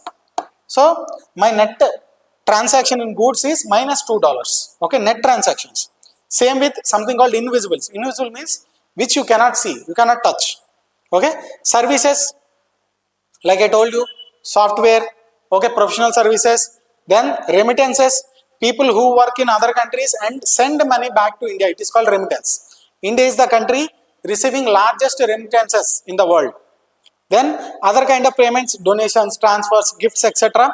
So these kind of transactions you will call current account, which happens very frequently. Okay, this is called current account. Then there is something called capital account. What is capital account? Okay, what is capital account? Capital account means it will affect your asset or liability. It is a huge amount. It is a huge amount. Like somebody is giving me a loan. Somebody gives me a loan. It creates a liability for me to repay. Or I will give loan to a person in USA. It is an asset for me. I have let's say I have given 1 crore, or let's say I have given like 10,000 US dollars. I have an asset of 10,000 US dollars. Somebody owes me $10,000. It is my right to get that. It is my asset. So things that affect assets or liabilities comes under capital account. These are usually very high amounts. Things which are like regular transactions do not create assets or liabilities comes under current account. Okay. So under capital account, you can further classify non-debt creating, debt creating. Okay. Non-debt creating means, let's say there is something called FPI, FDI. Okay. Foreigner coming and investing in my company. He is investing in my company. That means he is also part owner. If I go into losses, he will also face the losses. I do not owe anything to him personally. Now come to debt creating. He came to me and said, no sir, I don't want to take the risk. Investment in the company, in equity, comes with high risk, high reward. If company is earning profit, I cannot ask for share, he will take the all his profit. If company is losing or in losses, he has to bear the losses. On the other hand, debt means he will give me a loan, I have to manage myself, all the profit I earn belongs to me, all the losses I face, I have to bear. Okay, either it is debt creating or non-debt creating. Okay, high value loans, investment in companies, foreign direct investment, foreign portfolio investment, all of this comes under capital account. Okay, so now let us come under current account. Now if you see India's situation, this is the problem. We are importing so much of goods from the outer world. Like we have to import petroleum. India is a developing country, so much of population. We need so much of petroleum, but we don't have enough petroleum natural gas reserves. So we will import this petroleum from this Iraq, Saudi Arabia, UAE, etc. Okay, petroleum and natural gas, crude oil, etc. We will import almost 80%, 85% of our oil requirements we will import from other countries. Okay, and you can also see gold. Gold is another product which Indians are very fond of. We will import so much of gold every year. So we are importing so much. What about exports? We will also export. So much of oil we will import. We will refine it. Okay, crude oil is not refined. When you refine crude oil, you can create many more new products. You will have additional advantages. So we are refining crude oil and we are exporting it to many other countries. We are exporting many gems and jewelry, etc. to many other countries. Okay, so we are importing some goods, we are exporting some goods, but the problem is we are importing more than we are exporting. So our trade balance in goods is always negative, usually negative. Okay, this is most important part, please understand. Then come to services. Services we are having very much advantage. Invisibles, overall invisibles you can say we are having so much of advantage. We are exporting or we are getting more money. We are getting more US dollars using invisibles than we are spending.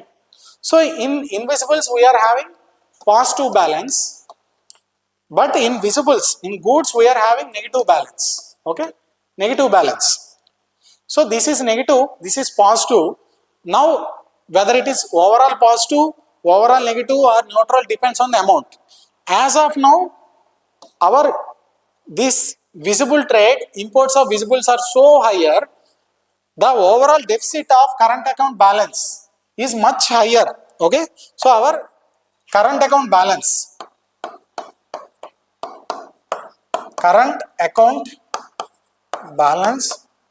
is negative.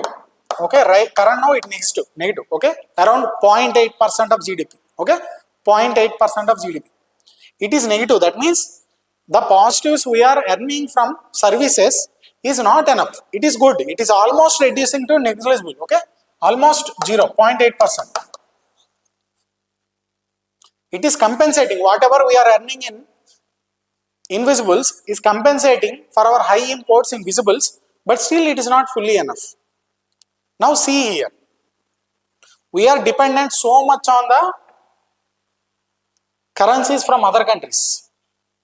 Okay, then we are also getting so much of capital money, loans, investment from other countries.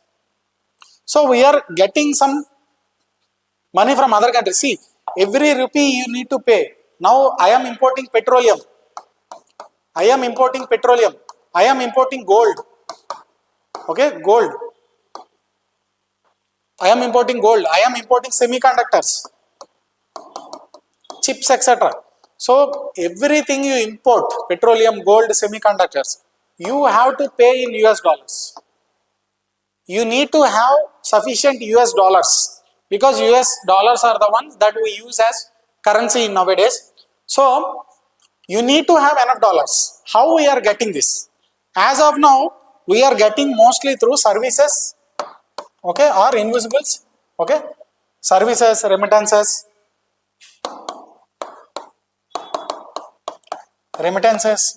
and foreign investment.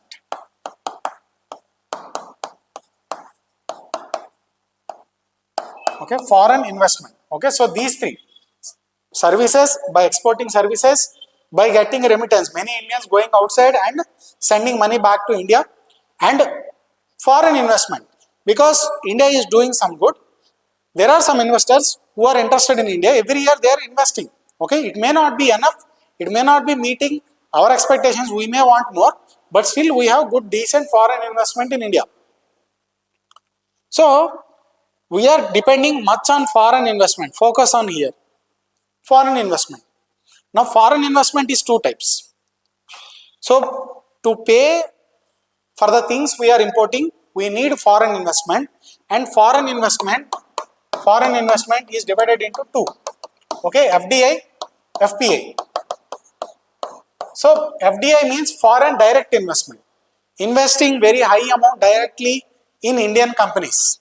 Let's say I have a company X, I need some investment. Let's say like Flipkart, Amazon, I am establishing another company. Now I need some investment. Foreigner come to me and he has invested some amount. He said 50% is yours, 50% is mine. You bring 50% capital, I bring 50% capital. Let's share profits equally. So he is investing so high amount in my share, in my company. This is called FDI. If he is investing very less amount, like 5%, 4%, today he is buying 4% shares of my company. After 1 week, he may not be interested in me. Now he found something better in Indonesia. He may leave the country. He may sell my shares to some other person because he has very less shares. He can immediately sell and immediately move. Temporary, limited amount, temporary investment is called FPI, foreign portfolio investment. So this portfolio investment is short term. It is short term. It is volatile. You cannot trust it. It can come or it can leave at any time. Okay, it cannot be fully dependable. Okay, you cannot fully dependent. FDI is fine. It is for long term. So much of money, you can trust FDI. But FPI, we don't know when will come and when will go. Okay, so if India looks good, many people will come and invest in India. If India does not look good, many people will leave. Now what is happening? Trump is putting tariffs on India. World is not good. Many wars are happening. People are worried.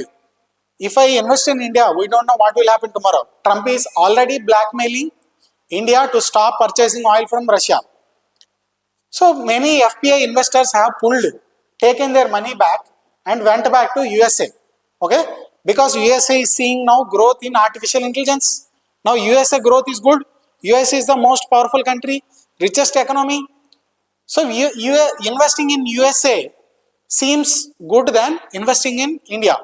So many people, especially temporary FPI investors, have left India. So what will happen? We need this FPI. We need this FPI to finance our deficits. Okay, to finance our deficits in merchandise. Okay, in goods. Okay, to pay our import bills in goods. But when we don't have dollars to pay this, when these foreign investors are leaving the country, our deficit will go big. Okay, then when we have less dollars, see, this is how currencies usually operate. So now you have dollars on one side, you have rupees on one side. Now it is demand and supply. If there are more dollars with you, if you have more as a country, now RBI manages foreign currency. Now RBI is here. RBI, if it has more dollars, enough dollars, many foreign people come to India. They said, dear RBI, take my 10,000 US dollars. Now give me Indian rupees. I want to go and invest in Indian companies. So more people coming, RBI has more dollars. If more people are leaving, now they will say, if a company is leaving India, they will come to RBI. They say, dear RBI, take this 10,000 crore, convert into US dollars, give back to me in US dollars. I will go to USA and I will invest in USA. So when people leave the country, they will pay in Indian rupees, take back US dollars. So supply of rupees will be more. Supply of dollars will be less. Dollars will be more in demand. When people come to India, they will pay dollars to RBI, ask for Indian rupees. They will pay dollars, take Indian rupees. So dollars will be more, rupees will be less. So rupees will be in high demand. Now how value we will decide?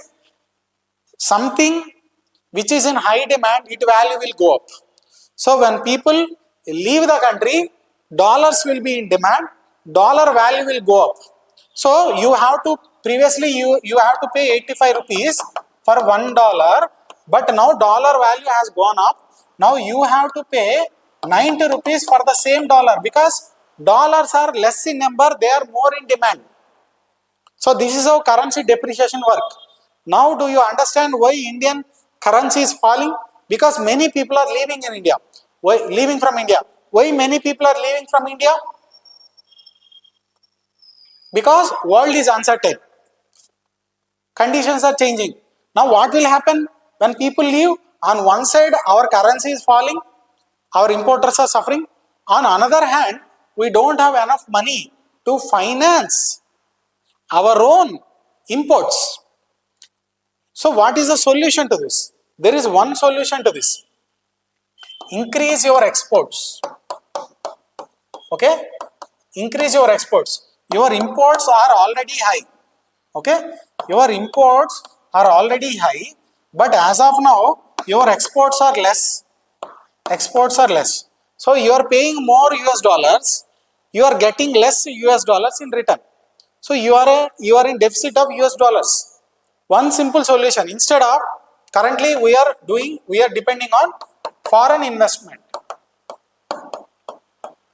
One simple solution to this is, instead of depending on foreign investment to finance this deficit, simply increase exports. This can be one solution. So economic survey says, sir, you are seeing it wrongly. Rupee is falling. Rupee is falling. Mostly because, not because foreign players are leaving, mostly because by very default, by your very nature, you are not earning enough to spend on your expenditures. Similar like fiscal deficit, you need to earn enough to finance your expenditure. As a country, you are not doing that. So when you are not doing this, there will be consequences. There will be negative consequences, like there is high current account deficit. There is high current account deficit. That means you are not able to pay your import bills. So now when you have high current account deficits, investors will see you with more suspicion. This country cannot even finance its own imports. Now why should I invest in this country? So they will more hesitate. When they will more hesitate, now you will have very less money. So this difference between imports and exports will keep on increasing. Your rupee will keep on depreciating. So it will create something called vicious cycle, the cycle that feeds itself. So economic survey says, if you want to control your currency, if you want to become attractive to foreign investors, where should your focus be? Your focus should be in importing exports. Your focus should be in reducing this current account deficit. Okay, so that is what the argument of economic survey.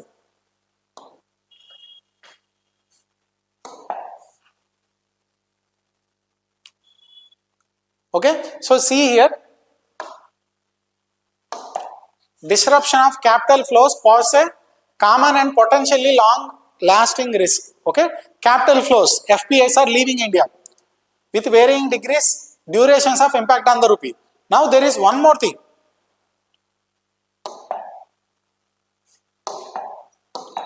So we have seen three kind of possible scenarios for the future.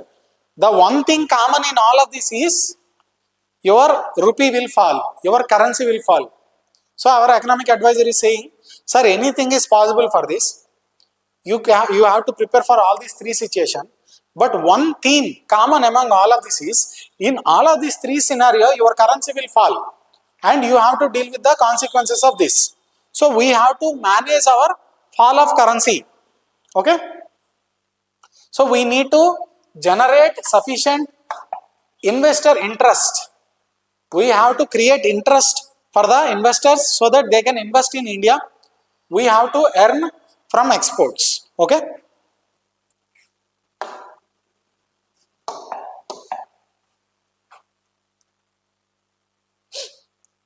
So why investor confidence is facing pressure in India? Why people are leaving India right now? Because one is India is having high current account deficit. India itself is not able to pay money for its own imports. It is importing so much, but it is exporting very less. So it will always be deficit of foreign currency, and they need foreign currency, and external situation is very volatile. You cannot expect other countries to help you. Only you can only help yourself. So without proper exports, you cannot have strong currency. Okay. So first focus is current account deficit. Because of this, investors are seeing less confidence. Then there is one reason. So in India, we have this central and state governments. So in India, we have union government. We have union government at the central level. Then you have state governments.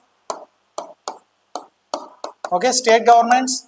Then within state governments, all states you have local governments. Okay, local governments, panchayats. Okay, municipalities, etc. So this is union government. This is state government. But if you combine all the governments in India, this is called general government. Okay, this is called general government. So the depth of the all government taken together is considerably high. The debt of the only union government may not be so high. But when you include state governments, the debt of general government is very high, and the debt of state governments is worrying, because in states, economic services, many states are giving something called freebies, unconditional cash transfers. Without any justification, they are giving free schemes to women, free bus travel to women, free money to women, okay, free money to unemployed people, free equipments, okay, free TVs, free many kind of schemes, unconditional. They are not coming with conditions. So these unconditional transfers are having many side effects, which we will see in later chapters. So state governments are becoming somewhat fiscally irresponsible as per economic survey. Now because they are behaving irresponsibly, it is affecting whole country. Because all the country together seen as investors. When they see debt, when this rating agency we have seen S&P, etc., they will see the depth of all the government. How much money, when state governments behave irresponsibly, what will happen? They will have high fiscal deficits. Every government, state or union will have their own budget. So every state will have their budget. Every state has to earn some income, has to spend some expenditure. When expenditure is high, income is less, it is fiscal deficit for that state.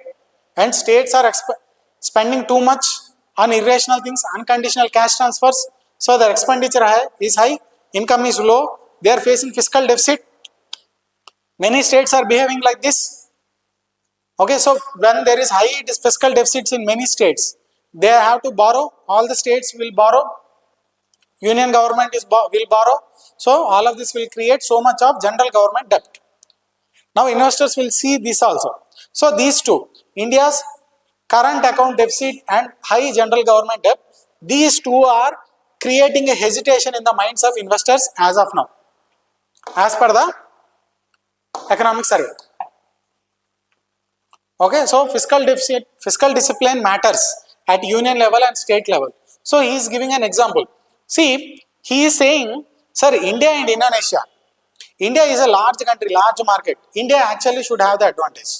India and Indonesia both have same rating. We have seen that S&P rating, BBB. So Indonesia also have the similar rating. But a bond issued by Indonesia government will have more demand. So people are willing to accept less yield. See, bond yield is a static concept. I will not go into that. Yield means return. I will invest in something in the bond. How much I will get back from that bond is yield. When something is good, when something is assured, it is okay for me to get lesser amount. See, it is like you pay to person A, he will give you 20% interest, but you may not trust him. You cannot trust him. In the past, he has defaulted, but he is saying, I will give you 20%. There is person B who is very sincere, will always deliver. He is very trustworthy. He is genuinely saying, sir, I will give you 15%. I cannot give you 20%. I will give you 15%, but I will repay you for sure. You will know he will repay you for sure. That person A, you have a doubt in your mind whether he will pay or not. But if he pays, he will pay very high amount. So what you will accept? So most people will go for lower stable options. Okay, so stable options will always be having lower yield. Okay, so in the same way, if a bond is having lower yield, it means it is more stable, people are putting more trust. On the other hand, if a bond is having more yield, people are not trusting it. Okay, that means whoever is selling the bond, they are saying, like let's say yesterday government is saying, I am giving you a bond. Bond means it is an agreement, paper, Indian government is giving you a bond. It is an agreement saying that you are giving, now I have the money. Indian government needs 1 crore, I have 1 crore money. Indian government gives me a bond paper, I will take it, I will give my 1 crore as a loan to India. On that, India is saying, I will give you 6.3%. Indonesia government is saying, I will give you 6.3%. I will take Indonesia bond because I trust Indonesia. Indonesian government as an investor. Going on past history, going on future projections, etc.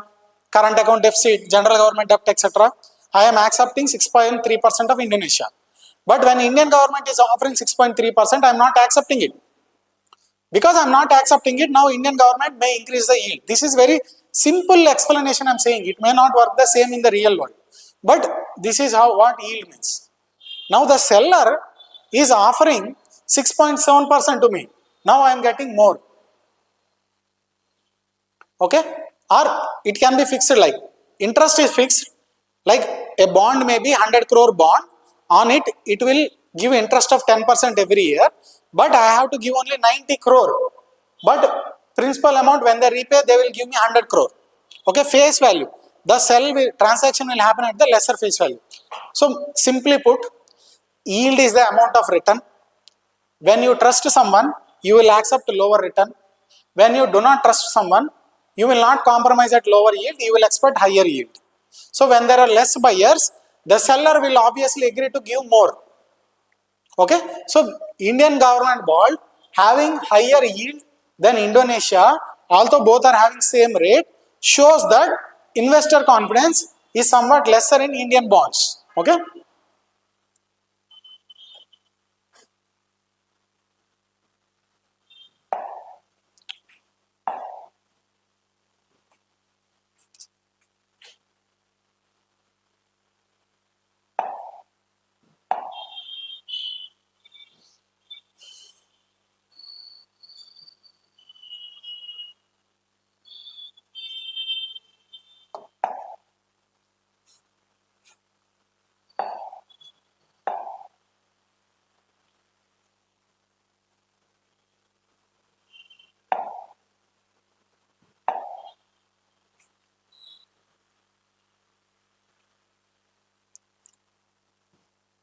Okay, moving on. So we are coming to the end of the preface. So in next session, we will see chapter 1. Okay, let us end with the preface in this session. So So we have, if you see, we have good services. Our service sector is very strong. It is seeing very good growth rate. Okay, our service sector is good and its exports are good. Okay, our manufacturing which produces goods, okay, for internal consumption as exports is not that strong. Okay, it has to become more competitive. When manufacturing sector becomes more competitive, we have more products to export to the world at better prices. Okay, in this context, FTAs made by India. Now, if you see, India is making many free trade agreements. FTAs means free trade agreements. Okay, India is making many free trade agreements with many countries. Okay, in the recent past, we have made free trade agreement with United Kingdom, UK. Then we have made free trade with Oman. We have made free trade with UAE, and very recently we have made free trade with European Union, and very recently not free trade agreement, but we have made a deal with USA.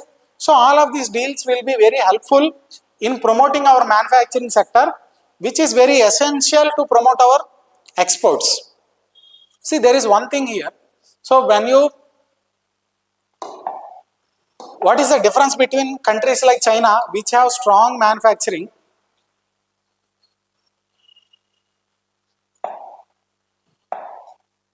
What is difference between countries like China, which have very strong manufacturing, and countries like India, which are not so good in manufacturing but services? See, if I am strong in manufacturing, that means, let's say I am producing steel or cement. Now I want to export this steel to many countries. I want to export to Dubai, I want to export to Singapore, I want to export to Russia, I want to export to USA. How does this work? Steel works like there should be a physical factory where I will produce steel. I will give employment to so many people in my steel factory. I will make the steel. I will pay some tax to the government. Now government needs to have some roads or railways. Government has to create infrastructure so that factories like mine work in the economy. So when I travel through this railway, I will pay again some money to the government. When I will go to the port, again I will pay some money to the government for access to the ships. Then I will export, I will earn the income there, I will gain my profit. So when you promote manufacturing, when you produce goods, when you export goods, there will be employment, there will be development of infrastructure, there will be so much involvement of government. Government has to rationalize tax, government has to rationalize laws, etc. Government has to be in proper condition for a good manufacturing. On the other hand, take services. Like I am teaching you. Now I can teach this class, same it can be put on YouTube and a person can watch from USA.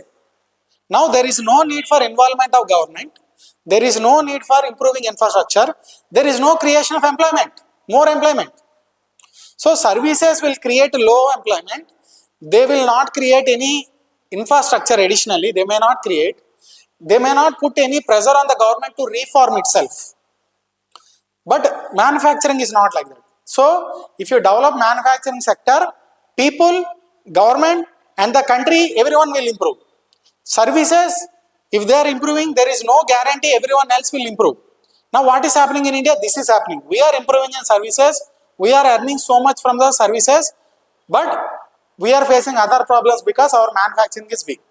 So that is why economic survey argues you should develop your manufacturing. It's not enough to have good services sector. You should develop your manufacturing. Okay? The industrial development is mandatory, imperative.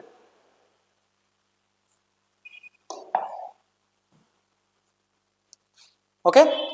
Cost of capital.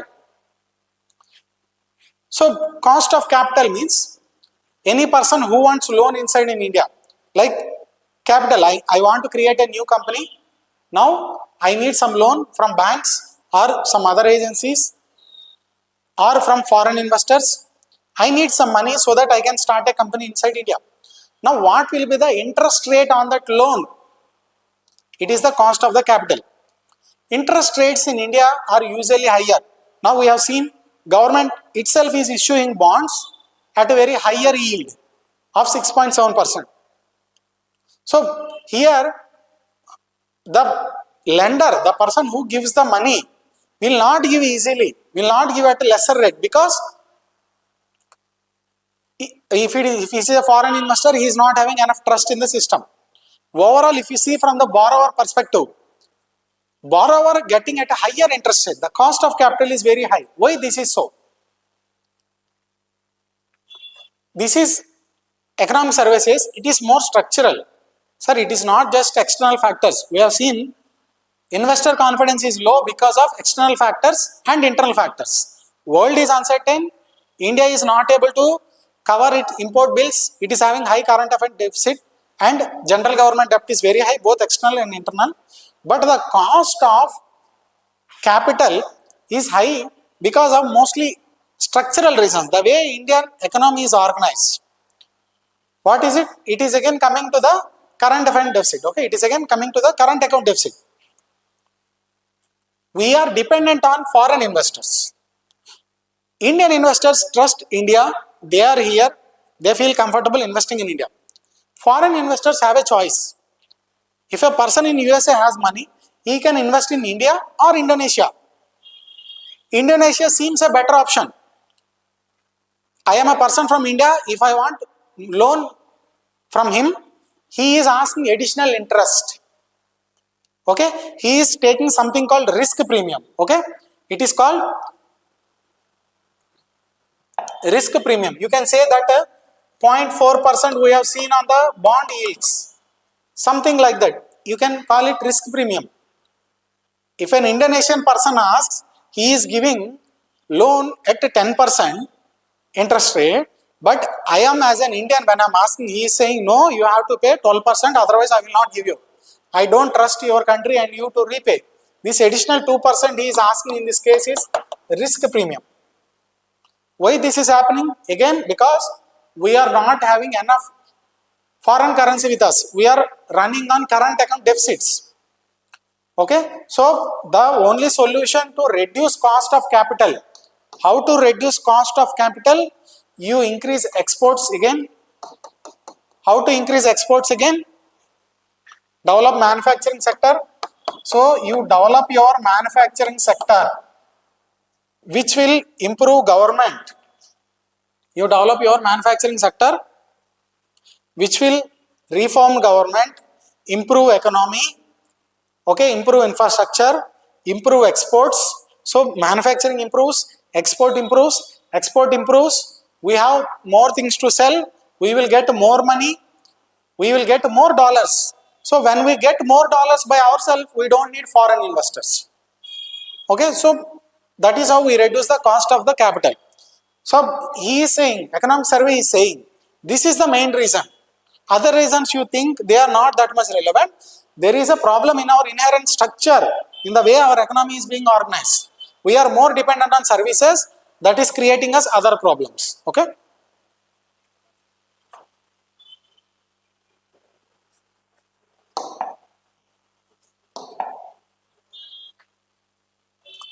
So what is the solution for all of these problems? We have discussed so many problems. So economic survey says, economic survey gives 3 solutions to this. So overall all the problems we have discussed are global uncertainty, India own currency depreciation, India lack of current account deficit, high capital cost, low exports. To address all of these kinds of issues, what is the solution? Economic survey gives 3 solutions. First one is, India has to employ a strategy of marathon plus sprint. What is marathon plus sprint? What is sprint? Sprint means running very fast. So 100-meter race, okay, you know Usain Bolt. So that is sprint race. You are spending so much energy in the immediate time with immediate expectation of returns. So there are some things which you need to focus right now. They are not for future, they are right now. Okay. Like you have to deregulate your economy. You need to deregulate and allow your private players more.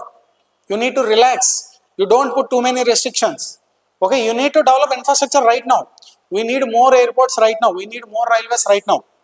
Okay, we need development of artificial intelligence right now. We need more digital technology right now. It is not future. If you take these things to future, you will lose. There are some things which needs focus right now, high focus, high intensity focus. They are becoming part of sprint. Produce more things, okay, more output.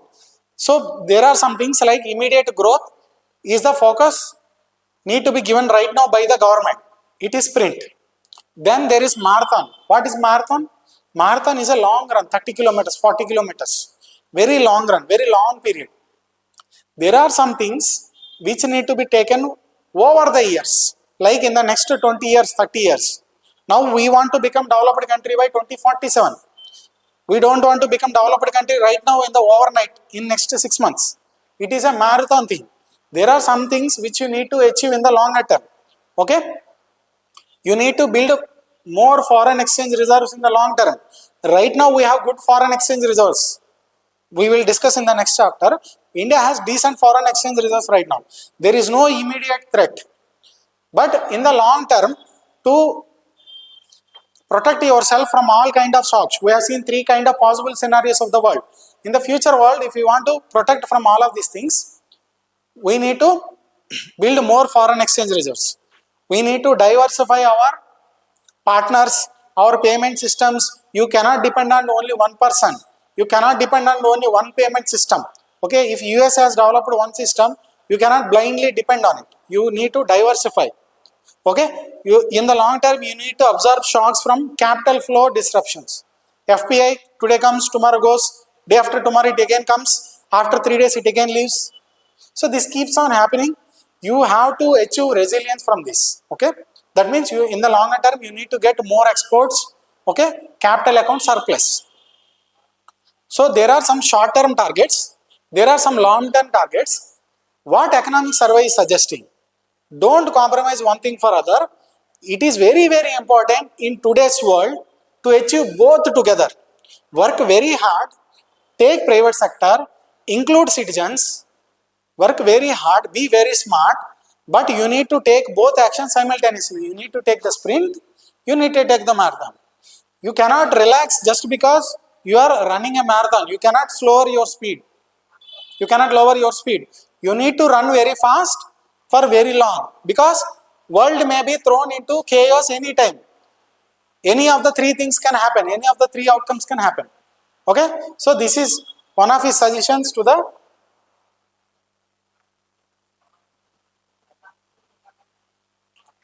government. Then comes the concept of entrepreneurial state. What is entrepreneurial state? So here economic survey is asking the government to behave like an entrepreneur. Who is an entrepreneur? A businessman who is having a vision, who has a mission. He wants to achieve something in the future. He wants to build a new company. For that, he is working so hard right now. He is taking calculated risk, not blind risk. He is taking some risk, but with a mission in mind. Everything is a mission for him. I need to achieve this task within this time. And he is having some business model, profit motive. He is thinking of producing more outcome. He wants more outcome, more product, higher productivity, not just following rules. Okay, government is more bureaucratic. They are more focused on following rules. Now economic survey is asking to become like an entrepreneur. Okay, so shift from regulation and control to enabling and capability. Enable private players to work more, to achieve more, to produce more. Okay, increase their capability, increase your own capability. Not state capitalism. This does not mean state becoming a new business itself, ignoring poor people. No, I do not mean that. But structure your risk. Manage poor people, maintain public distribution system, maintain National Food Security Act, take care of your vulnerable population, but at the same time you have to achieve growth also. Create more produce, okay, more productivity, more exports. Structure your risk, better manufacturing. Then action. Take everything mission mode. Like now government is already implementing this. Recently government has announced schemes for semiconductors, green hydrogen. There is a mission for green hydrogen, semiconductor mission 2.0. There is a mission for AI, national AI mission. So every sector they are doing with a mission, okay, with a clear goals, like an entrepreneur. Okay, process reforms. So don't just sit in the parliament, make rules, make policies. Don't just sit in the Delhi and make policies. Focus on process. What is happening? How each sector is getting operated, how things are being exported. Okay, so focus on the process, reform the process. Like take the case of PDS. Now what happens in PDS? PDS is being operational with so much of inefficiency. There is a family of 5 in Andhra Pradesh. One person goes to, let's say they are poor family, they deserve a ration. One person goes to some Maharashtra for work. That Maharashtra person will not be given ration because his ration card is in Andhra Pradesh. But his family, who are 4 people left behind, out of 5, 1 has gone out, 4 people left behind, they will be given ration of 5. So here excess rice is being wasted, excess ration is being wasted. Here person is going hungry. So government has came up with a concept of one nation, one ration card. So your ration card can be shown anywhere and can get rations. So 4 people will be given ration here, 1 person will be given ration there. So this is increase in efficiency. Okay, so this is the example of process reform. Okay, so right now state capability is one of the binding constraint because state is more bureaucratic than entrepreneur. Now economic survey is giving a call for the state to become an entrepreneur. Now coming towards that, so one last suggestion economic survey gives is you become indispensable to the world. Okay, now right now you are strong, you are resilient, that is okay. But you can do more. How? Just like China. Now whole world depends on China for rare earth minerals. Taiwan is one of the powerhouse for semiconductors. So there are some countries, there are some economies which are very crucial for something. So you become one thing like that. You develop capability in many things. You become part of supply chain. You develop many things. You become indispensable to the world. World cannot dare to blackmail you. World cannot dare to put more restrictions on you. Work hard for that. Okay. So this is what strategic indispensability. You are not dispensable. You are indispensable to the world. Okay. So in the end of the preface, economic survey draws a concept from the Kada Upanishad. So we have Vedas, 4 Vedas. There is Yajurveda. Okay. Rigveda, Samveda, Yajurveda, Atharvaveda. So in the Yajurveda, every Veda is divided into 4 parts: Samhitas, Brahmanas, Aranyakas and Upanishads. You will read in art and culture. So in the Upanishads part of Yajurveda, you will see one of the Upanishads as Kada Upanishad. So in the Kada Upanishad of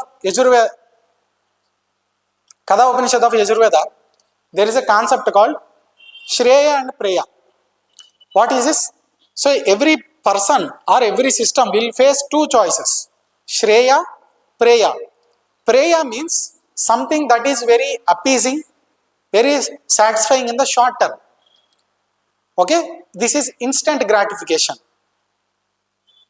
Something you can do right now. You can sleep right now. It will be very comfortable to you. You will feel comfortable, happy, but it will cost you your preparation. If you work hard right now, if you sacrifice today, in the longer term you will be rewarded. Okay, this is delayed gratification, Shreya. So you have 2 options. You can do something that can give you happiness right now. You can do something that can give happiness in the longer term. So take for the country, politicians or economists can do something that can appease people in the short term, like unconditional cash transfers, free buses to women.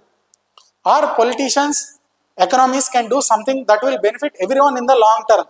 Develop manufacturing sector, improve exports, give more employment to everyone. So in the 2 choices, as per the Kada Upanishad, we should choose Preya. We should delay our gratification, our thirst for instant gratification. So economic survey says we should take the path of Shreya, which is the good. Okay, so it is suggesting India to take temporary pain, hard work for benefit in the longer term. Okay, So this is the concept of Shreya and Preya. Okay, so first in the preface we have discussed the context, how fragile is the global environment, how India is outperforming many other countries right now. So in this scenario we are facing many challenges. What should be our strategy? We need to take marathon and sprint at the same time. We should take care of short-term goals, but at the same time we should focus on the long-term goals. And we should be managing fiscal discipline. We should be fiscally very disciplined. We should be promoting our manufacturing. We should have more depth in our manufacturing sector. We should behave like a businessman, entrepreneurial state. So all of this will take to the path of strategic indispensability. Other countries cannot ignore in India, and this is how we become a developed country by 2047. So this is the preface of economic survey. So let us stop here in this video. In our next session, let us discuss from the first chapter of economic survey. Thank you.